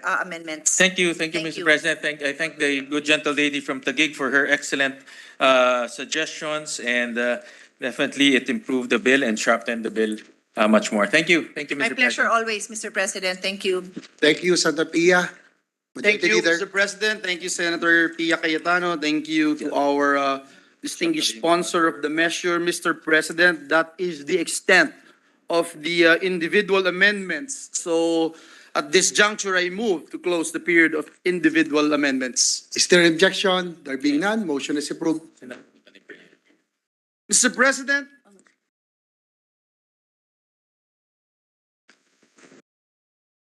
Mr. President, I move that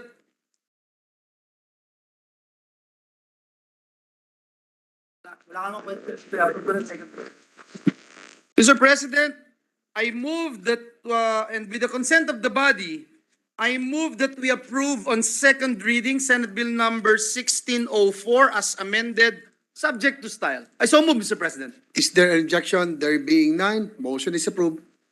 Thank you, Mr. President. And congratulations to our distinguished sponsor.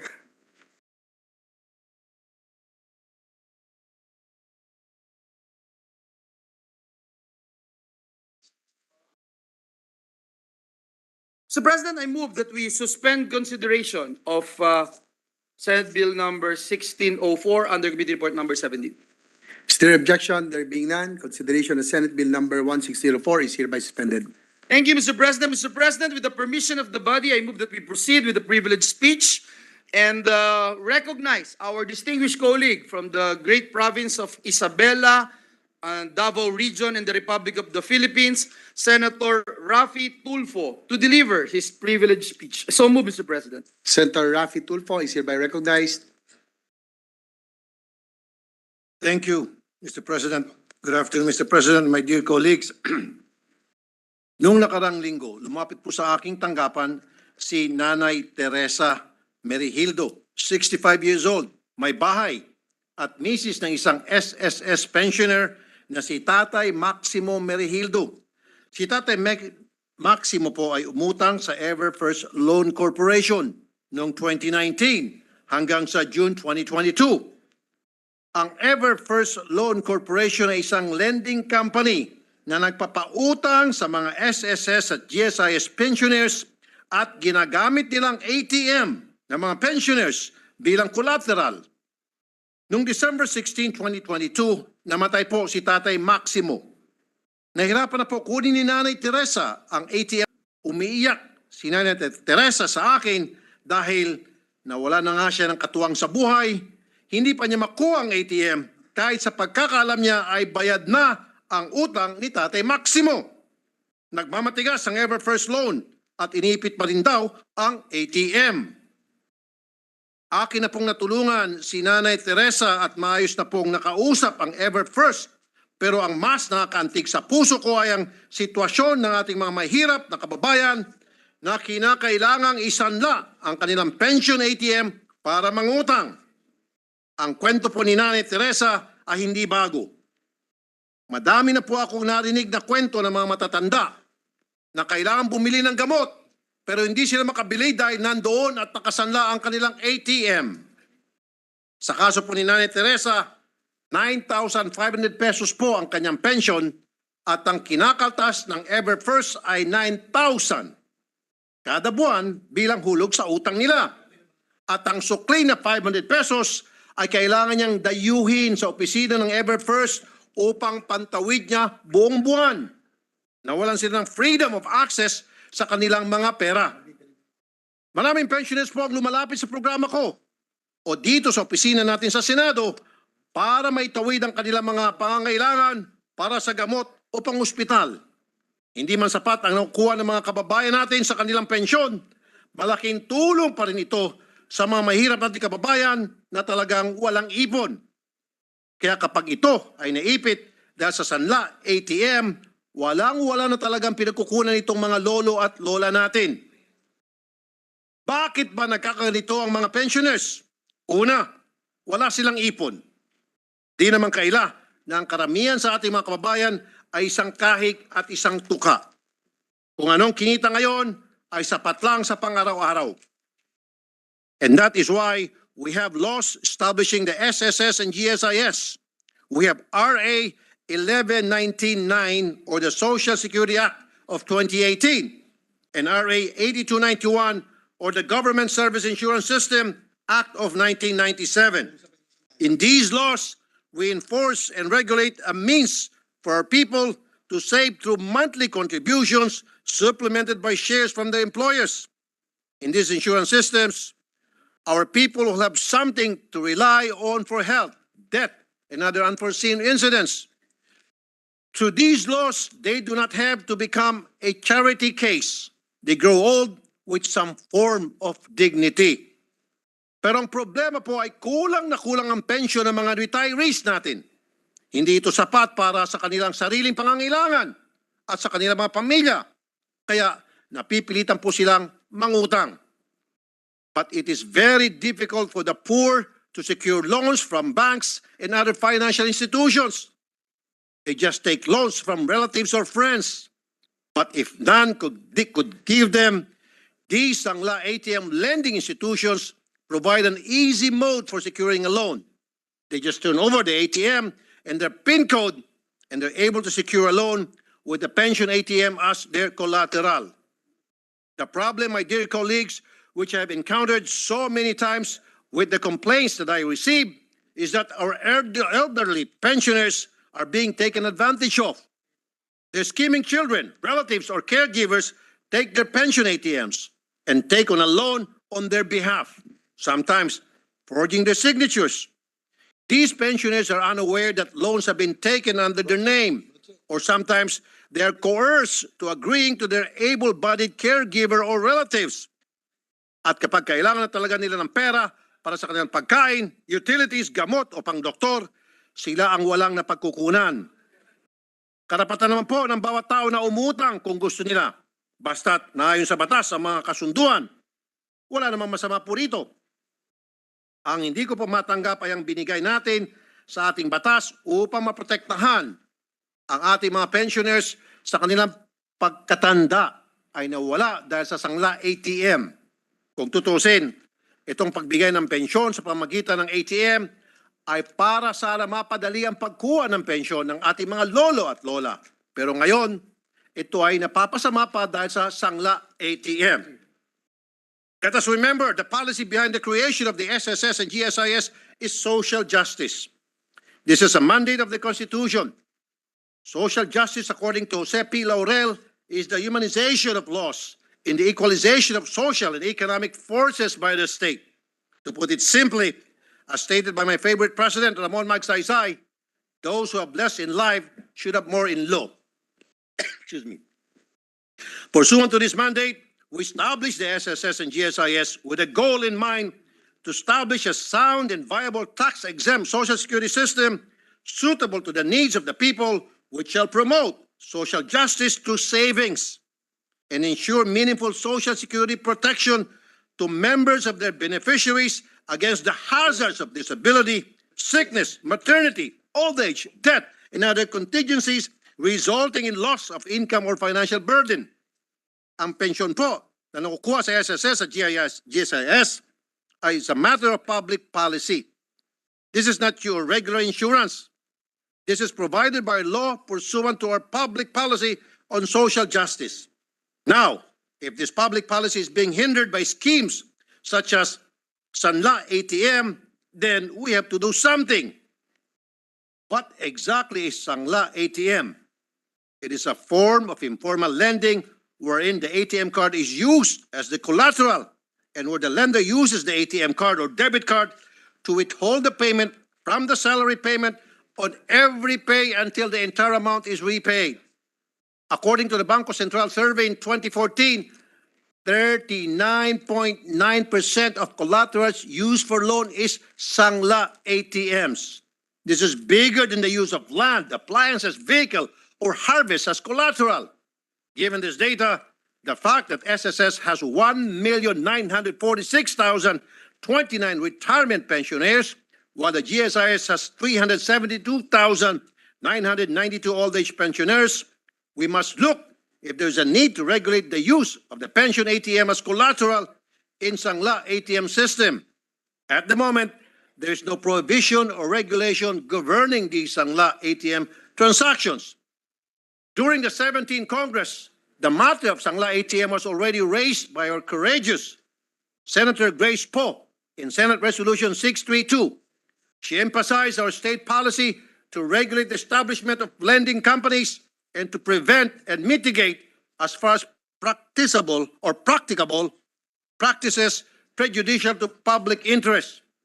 But to balance this policy, the resolution recognized that access to financial is an inseparable component of ensuring inclusive growth and poverty reduction. Tama po. We have to regulate Sangla ATM, but we also acknowledge that to the poor, this is their only means to secure fast loans. Kailangan din po ibalanse. The matter was taken up by the Committee on Banks, Financial Institution, and Currencies presided by its then Chair, Senator Francis Cordero. During the hearing, the concerns regarding Sangla ATM were raised, but in the end, it was concluded that it is legitimate means of securing loan. The BSP held its opinion on whether there is a need to prohibit it outright. But the said hearing was held in 2018, or almost 5 years ago.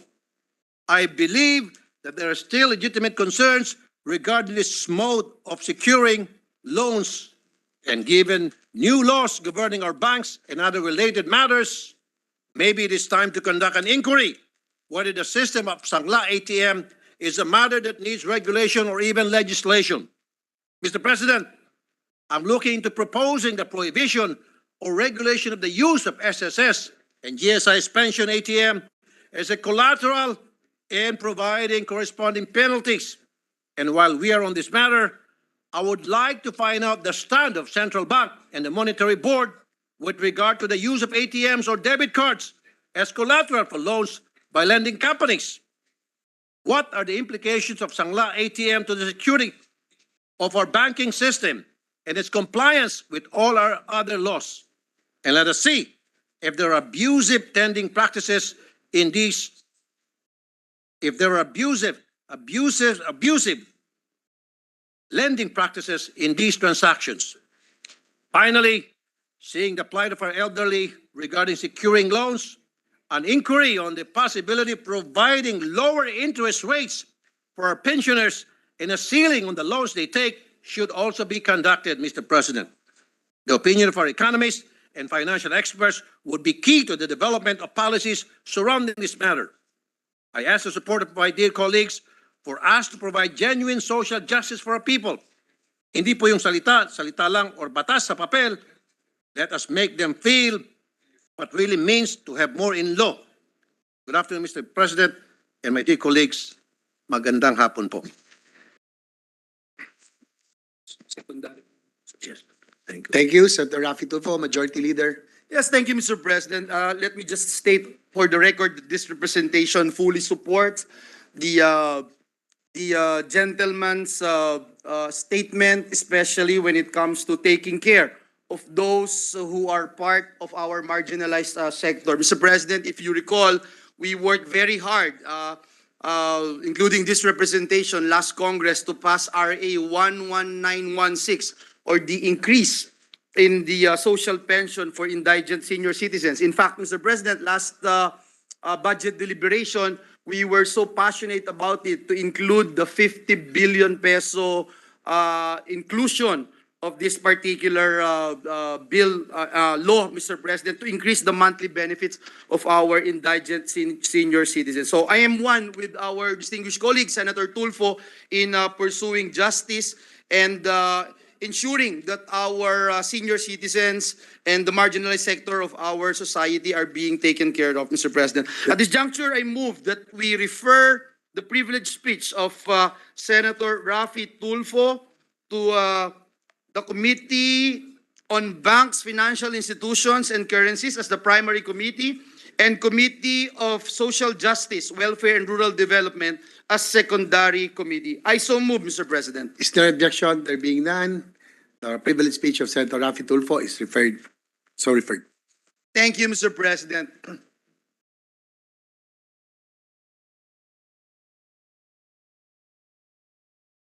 Mr. President, with the permission of the body, I move that we proceed with the privileged speeches. And at this juncture, may I move that we recognize our distinguished colleague, the gentleman from the great city of San Juan, the pride of San Juan, Senator J.V. Ejercito, to deliver his privileged speech. Thank you very much. I believe there are two members that are the Mr. prides of San Juan, right? But he's not here today. He had left for dinner. The other one is left for dinner. We'd like to The other one recognize- is just within the perimeter of this both- building, Mr. President. They were They're both both prides, equally Mr. President. good, equally great public servants of San Juan. I must also point that out. Although the good one and the better one, Mr. President, do you? Don't forget the cute one, kasi hashtag cute. I'm a little bit confused now, Mr. President. Let's proceed. We now like to recognize a distinguished colleague, Senator J.V. Ejercito, to deliver his privileged speech. Thank you, Mr. President. Isang mapagpalayang hapon sa ating lahat, Ginoong Pangulo. Nitong nakarang taon, lumapit sa aking opisina ang ilan sa mga retiradong empleyado ng pamahalaan ng lungsod ng San Juan. Ayon sa kanila, hindi pa rin sila nababayaran sa serbisyo na kanilang nilaan sa paglilingkod sa lungsod. Umigit kumulang sa 20 empleyado po ang dumulog at nagsumbong na rin ang kanilang hinaing. Kagaya po ng iba, mga kawani ng mga lokal na pamahalaan sa iba't ibang panig ng bansa, pagsaserbisyo publiko na po ang kanilang naging buhay. Karamihan sa kanila ay mga dalaga at binata pa nung sila pumasok at nagsimula ng kanilang karir sa local government service. Sa City Hall na po naligawan ng iba sa kanila at nakapag-asawa. Doon na rin po sila tumanda. Karamihan po sa mga nabanggit na mga retiradong empleyado ng San Juan City Hall ay nakapaglingkod panoong aking termino bilang mayor at maging noong panahon ng panunungkulan ng aking ina, si Mayor Gia Gomez, maging ang aking pong kuya at kapatid ni Senator Jingo Estrada at ang dating Mayor Erap. Sila po ay mga personal kong kakilala at mga nakatrabaho. Masasabi ko pong mabubuti silang mga tao at huwarang makawani ng pamahalaan. Noong naglilingkod pa ang manabanggit na retired employees sa San Juan ay hindi sila namili ng tutulungan at pagsisilbihan, anuman ang partido o grupo na kinabibilangan ng nangangailangan. Dahil ganoon pa man, hindi po ba? Ngunit nung sila po ay nagretiro, mistilang tinignan at pinasama ang kanilang mabuting ugnayan sa aming pamilya. Ginoong Pangulo, tumindig po ako ngayon hindi lamang para sa mga inaping retired employees ng San Juan City Hall, kundi para na rin sa lahat ng makawani na pinagkaitamatanggap kung anumang nararapat para sa kanila. Tunay nga po nakadismaya ang hindi pagbabayad ng terminal pay sa mga retirees. Ngunit hindi ko pong nakaalarma kung ano ang pagharang ay sa kanilang hindi kaalyado na mga kawani. Ang kasalukuyang dinaranas sa mga retirado empleyado ng San Juan ay ang malungkot na larawan ng lokal na politika sa ating bansa tuwing nagkakaroon ng pagpapalit ng liderato, may kulay at pagkakahati-hati. Ang aking lang panawagan dahil bago po ako mag-deliver ng privilege speech, Mr. President, ay nagpaabot si Mayor Zamora na bakit daw po ako tatitindig at titirahin pa ho sila. Hindi po ito pagtira, Mr. President. Ito po ay pakikiusap upang maibigay na ang terminal pay ng mga empleyado na halos 4 taon na mula nang sila po ay nagtapos sa serbisyo San Juan hanggang ngayon ay hindi pa ho nila nakikita. Sa aking pagkakaalam din, Mr. President, these are services rendered. Ang terminal pay o terminal leave pay ay kanila pong pera na pinagpaguran sa pagsisilbi habang nagsisilbi nang sila po ay empleyado pa ng San Juan. Mr. President, as Chairman of the Senate Committee on Local Government, this humble representation cannot tolerate this practice of taking hostage the terminal pay of local government employees. Ibigay na natin dapat ang pera na pinaghirapan nila ng ilang taong serbisyo. My office reached out to the Civil Service Commission to seek assistance for the above-mentioned retired employees. We still await for a favorable response from the Commission. One of the retirees also filed a complaint in the Anti-Red Tape Authority. However, up until now, there is no decision or resolution. 2 months ago, just a week before Christmas, I was once again visited by the said employees. I was hoping that during the Christmas season, baka may maganda ng balita, baka nakuha na po nila ang kanila pong mga terminal pay after 3 years. But unfortunately, Mr. President, it seems that after exhausting all efforts to possibly amicably resolve their monetary claims, there was still no significant progress. In fact, Mr. President, I had a chance when I saw Mayor Zamora in one event. I reiterated a couple of times na sana naman ibigay na nila ang terminal pay. Ang sabi po niya ay wala daw kasi sa budget. But Mr. President, it's just prioritizing, no? If they were able to bring the employees, department heads, barangay officials, and some leaders to Karamuan, no, for a team building, that could have defrayed already probably 5 or 6 terminal leaves of these employees. Mr. President, it is very difficult to comprehend the unreasonable delay in the payment of terminal pay of retired employees who have satisfactorily complied with all the requirements asked from them. In fact, there is a law which ensures the early release of retirement pay, pensions, gratuities, and other benefits of retiring government employees.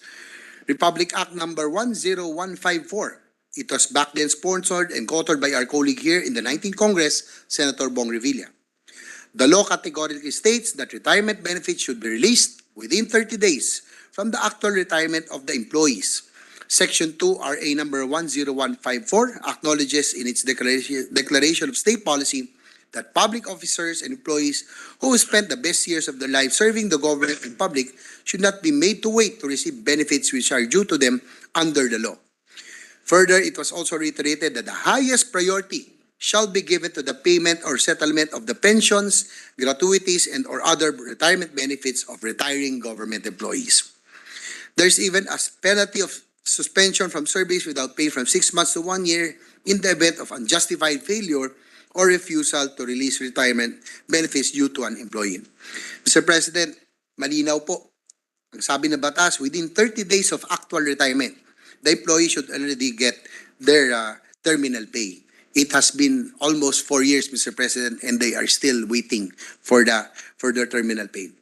Para sa atin po siguro, maliit na bagay po yun, pero para sa ordinaryong kawani o empleyado ng pamahalaan, napakalaking bagay po ng terminal pay na sa kanilang pagretiro na magagamit pa nila sa kanilang pamilya o sa kanilang hanap buhay, no? sa kanilang pagretiro. It is indeed fair to say that most productive years of their careers and their lives were dedicated to service. These are years of opportunities that can never be brought back. If they are not paid what is due to them, there is no other way to describe this as political vendetta. To the retirees of San Juan and all other government units from one public servant to another, we thank you for your service, our people, and our country. Kaya nga po, Mr. President, ako po tumayo. I know that this is a local matter, but sabi ko sa kanila, kanina pa ho sila lalapit, no? Na gayong pumunta na po sila sa mga ahensya, sa ARTA, nagpunta na rin tayo sa Civil Service Commission, pero mag-aapat na taon na po ay inaantay pa ho nila ang kanila pong mga terminal pay. Andito po ang iba sa kanila, Mr. President, no? Si Dante Santiago, dati po naming konsyal at naging department head, 18 years of service. Si Miss Immaculada Mauricio, dati pong Chief Administrative Officer ng aming pong San Juan Medical Center, 12 years of service. Dr. Apolinario Esquivel, dati po naming Medical Director, is also here, 25 years of service. At siyang dati kong Vice Mayor, naging konsihal at ng San Juan, si Leonardo Boycelas, ay 31 years of service. Konsihal William Go, 9 years of service. At ito po, Mr. President, si Tita Bioli po. Iya po ay pumasok ng San Juan nung si Mayor Era pa, ang aking ama pa ang mayor. Naka-shorts pa ho ako nun. Nakita niyo naman po, no? Tita Bioli, tayo kayo. Very frail na po. Hindi na nga po nakapag-asawa dahil kahit linggo, nandun po yan, nagtatrabaho sa aming City Hall. Gano'n po ka-dedicated si Tita Violi. 31 years of public service. Naputol pa ito, no? Kung ito susuma, baka 40 years na ang kanya pong total in public service. At ang isa pa, si Vinia Motiagudo, 18 years of public service. Si Morel Decena, 17 years. So, Mr. President, yun lamang po ay kaya nga po ako'y tumayo siguro para matignan natin kung ano po ang pwedeng gawin natin sa batas para naman po doon sa magiging biktima rin. I'm sure hindi lang naman sa San Juan po ito nangyayari. Doon din sa ibang lugar na kung saan nagkaroon ng pagbabago ng administrasyon, madalas ay nangyayari po ang ganito. Kaya nga po, buti na lang ay kasama natin si Idol Senator Raffy Tulfo. Talagang sinumbong ko na kay Tulfo ito para magkaroon ng aksyon at baka para bumilis-bilis naman na Idol Raffy, nakakaawa naman ang aming mga nagsilbi ng matagal sa aming pong lungsod. 20, 30 years, 17 years, at hanggang ngayon po hindi pa nila nakukuha ang kanilang pong terminal leave, which I believe that is their money earned and services rendered. Kanila po ang perang yan, kaya hindi po dapat ipagkait sa kanila. Yun lamang po, Mr. President, I know that the Senate is always fair and we have to look into this so that this will not happen again to other employees who have worked and gave their life of service to this government. Thank you, Mr. President. Thank you very much, our distinguished colleague from the city of San Juan. May I just ask a couple of clarificatory questions, my dear colleague? Ilan po sila lahat ang hindi nabigyan ng terminal leave? About 20 plus, Mr. President. The others were given already, but may mga kondisyon eh. But these employees already completed all their clearances. Kaya lang, alam niyo naman si gobyerno minsan, pagbalik nila, pag nag-follow up, nawawala ang papel, nagtuturuan. So, the usual. 20 plus po. What is the cost component of that? Para malaman lang natin more or less. Doon sa 20 plus, magkano po ang halaga na due them, no? Accrued to them. If I may give the amounts, no? Yung iba po, tagwa 1.2 million, 1.1 million. Si Dr. Esquivel, because of 25 years of service, is due to be paid 2.5 million. Emil Solisa, 32 years of service, 3 million. Kay Leonardo Boyceles, 30 years of service, 2.2 million. Kay Tita Violi, no? 31 years of service, so a couple of millions as well. Morel Decena, 600,000 for 17 years. Ang iba po, mga doktor pa rin, mga doktor po namin nakasama rin po doon. So, Dr. Magali, 2.8 million for 20 years of service as Chief of Hospital. So, we'll just give it a total of total claims in the city of San Juan. So, more or less, my idea, Carl, it's about over 100 million? Hindi naman. Around 40 million, Mr. 40 President. million lang. 40 million. Okay. Okay. Nung tinanong ko po si Mayor, sabi niya wala raw appropriations. But from what I gathered, because of the law, Mr. President, it should be appropriated because that is the obligation of the city because these are, again, services rendered by employees. And before my mother stepped down as mayor of the city of San Juan, there was already appropriation for the payment of these retirement benefits. Yes. Well, with due respect to the city of San Juan, hindi mangyayari yan dito sa Senado, at least not on my watch. And then the Senate employees know that. Here in the Senate, bida po yung empleyado. And all the other agencies under the Senate, including the commission appointments. But let me just reiterate, no, that this is not nothing political. Ito po yung pakiusap, no. Gaya ng nabanggit ko, maaring maliit na halaga sa kanila sa iba yun sa kanila 2.5, 1. Pero po sa mga empleyadong ito, malaking bagay po sana ito. Opo. Para sa kanilang pamilya, especially now at their advanced ages, pangbayad ng panggamot, pang maintenance at lahat, no. This would have helped them a lot. Yes. Well, every opportunity that I may have to see the mayor of San Juan, kaibigan din naman natin siya, I'll mention it to him. But of course, this committee, the speech will be directed to a particular committee so that it can be taken up and the facts can be heard. So, Majority Leader? Yes, Mr. President, let me just join your statement, Mr. President, that this is not just for the city of San Juan, but also talking For the about whole government. for yeah. the entire country, Yes. for every single city, province, and municipality, Mr. President. And just to put on record, regarding your statement, Mr. President, ang daming nag-text, sana daw all. Yung nga. Well, I'd like to also, if I may be allowed, to react. Nung nabanggit ko nga po yung ating tinatawag na inflationary assistance, buklod po yan ng 10 taon. Gusto ko lang pong lagay sa record. 10 taon na bargaining agreement ng ating union ng Senado.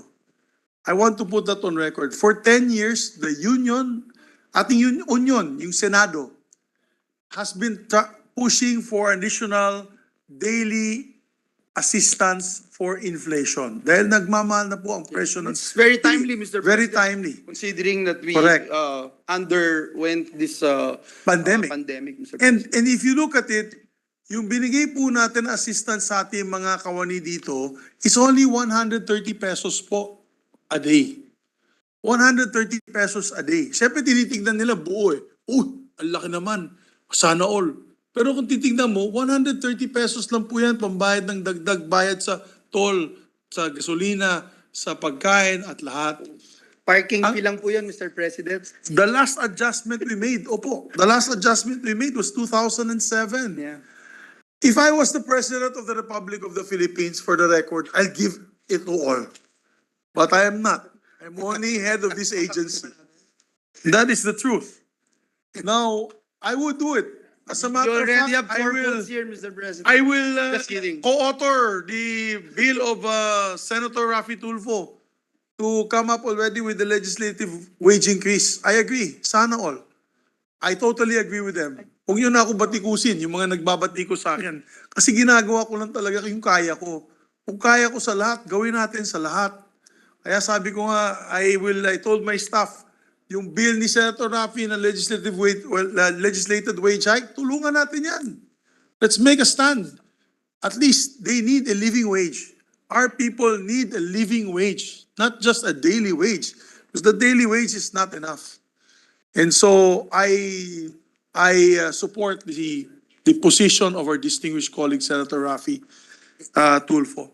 Mr. And hopefully, mapasa natin yun as a clear statement that we want to assist our countrymen in coming up with a living wage for all. If I may add also, Mr. President, that you have been very fair, no? Because we know for a fact that in the Senate, this is a different level, that employees here do not complain, no? Lalo na pag budget season, we start from 10 a.m., we end at 2 a.m., walang umaangal dito. And Puro overtime tayo dito. Puro overtime, walang humingi na overtime, and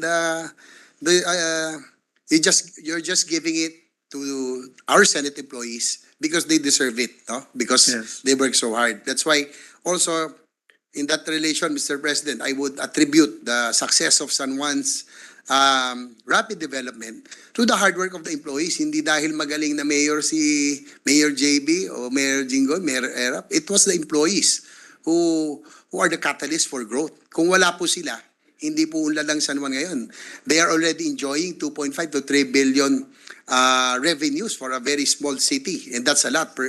If you would look at the per capita income, probably we're one of the highest in the country, and that is because of the hard work of these people who toiled through the years. Kaya Mr. President, I am again appealing to Mayor Zamora na hindi po ito pampolitika, no? This is really just asking for the terminal pay of the people who really did a lot and contributed so much to San Juan's progress through the years. So, and that is money, they are service rendered, pera po nila yan. At kaya nga po, bago tayo magtapos, nakikinig naman si Idol Raffy, ay ba, isusumbong ko na po sa inyo.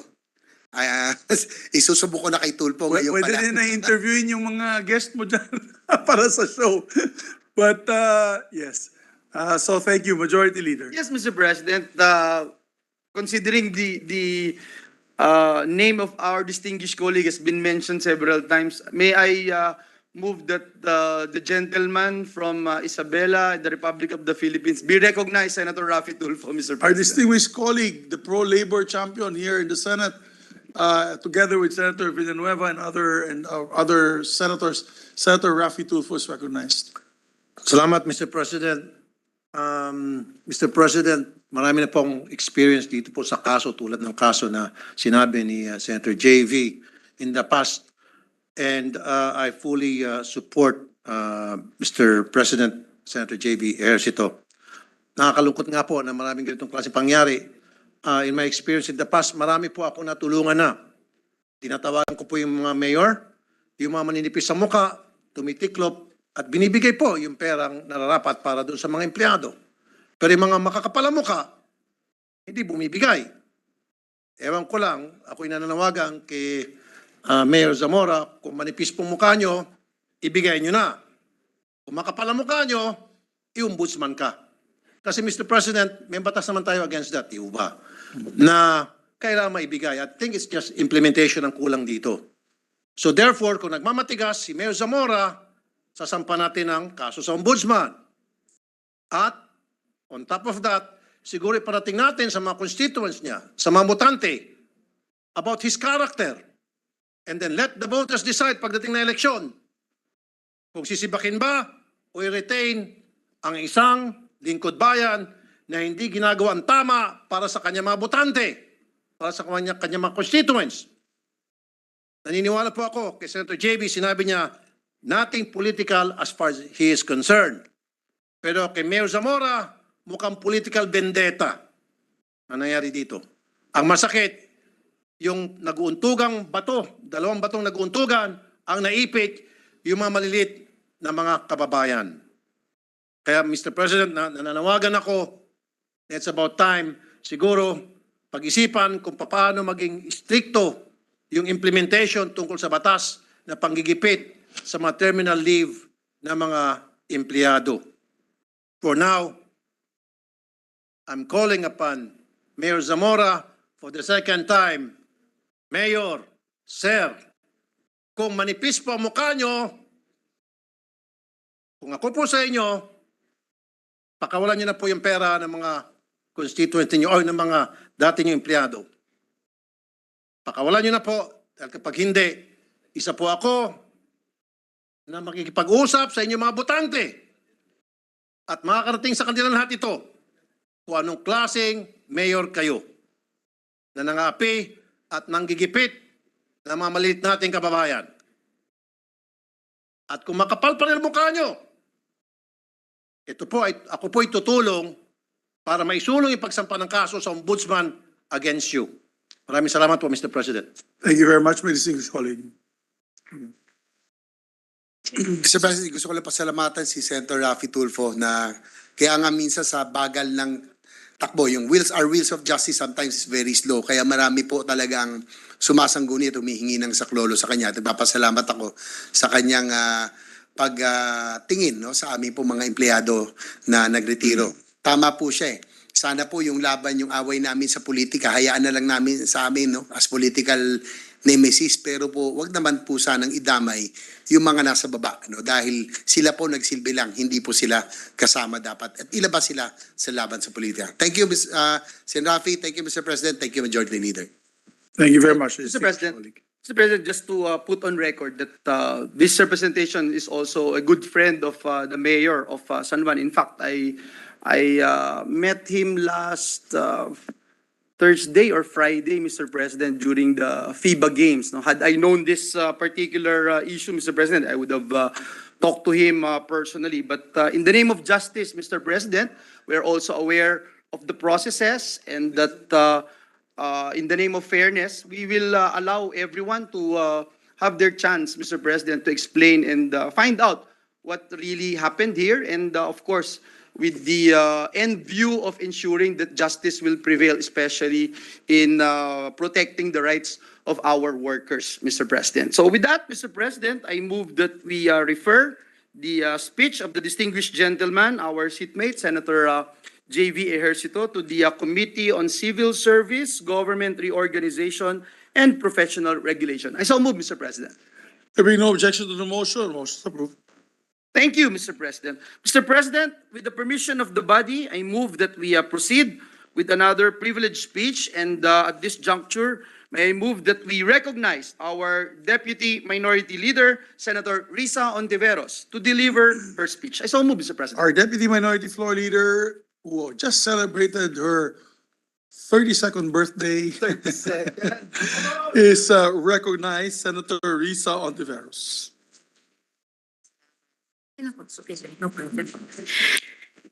Salamat kaayo to the kind Senate President. Thank you, ma'am. Opo. Opo. Opo.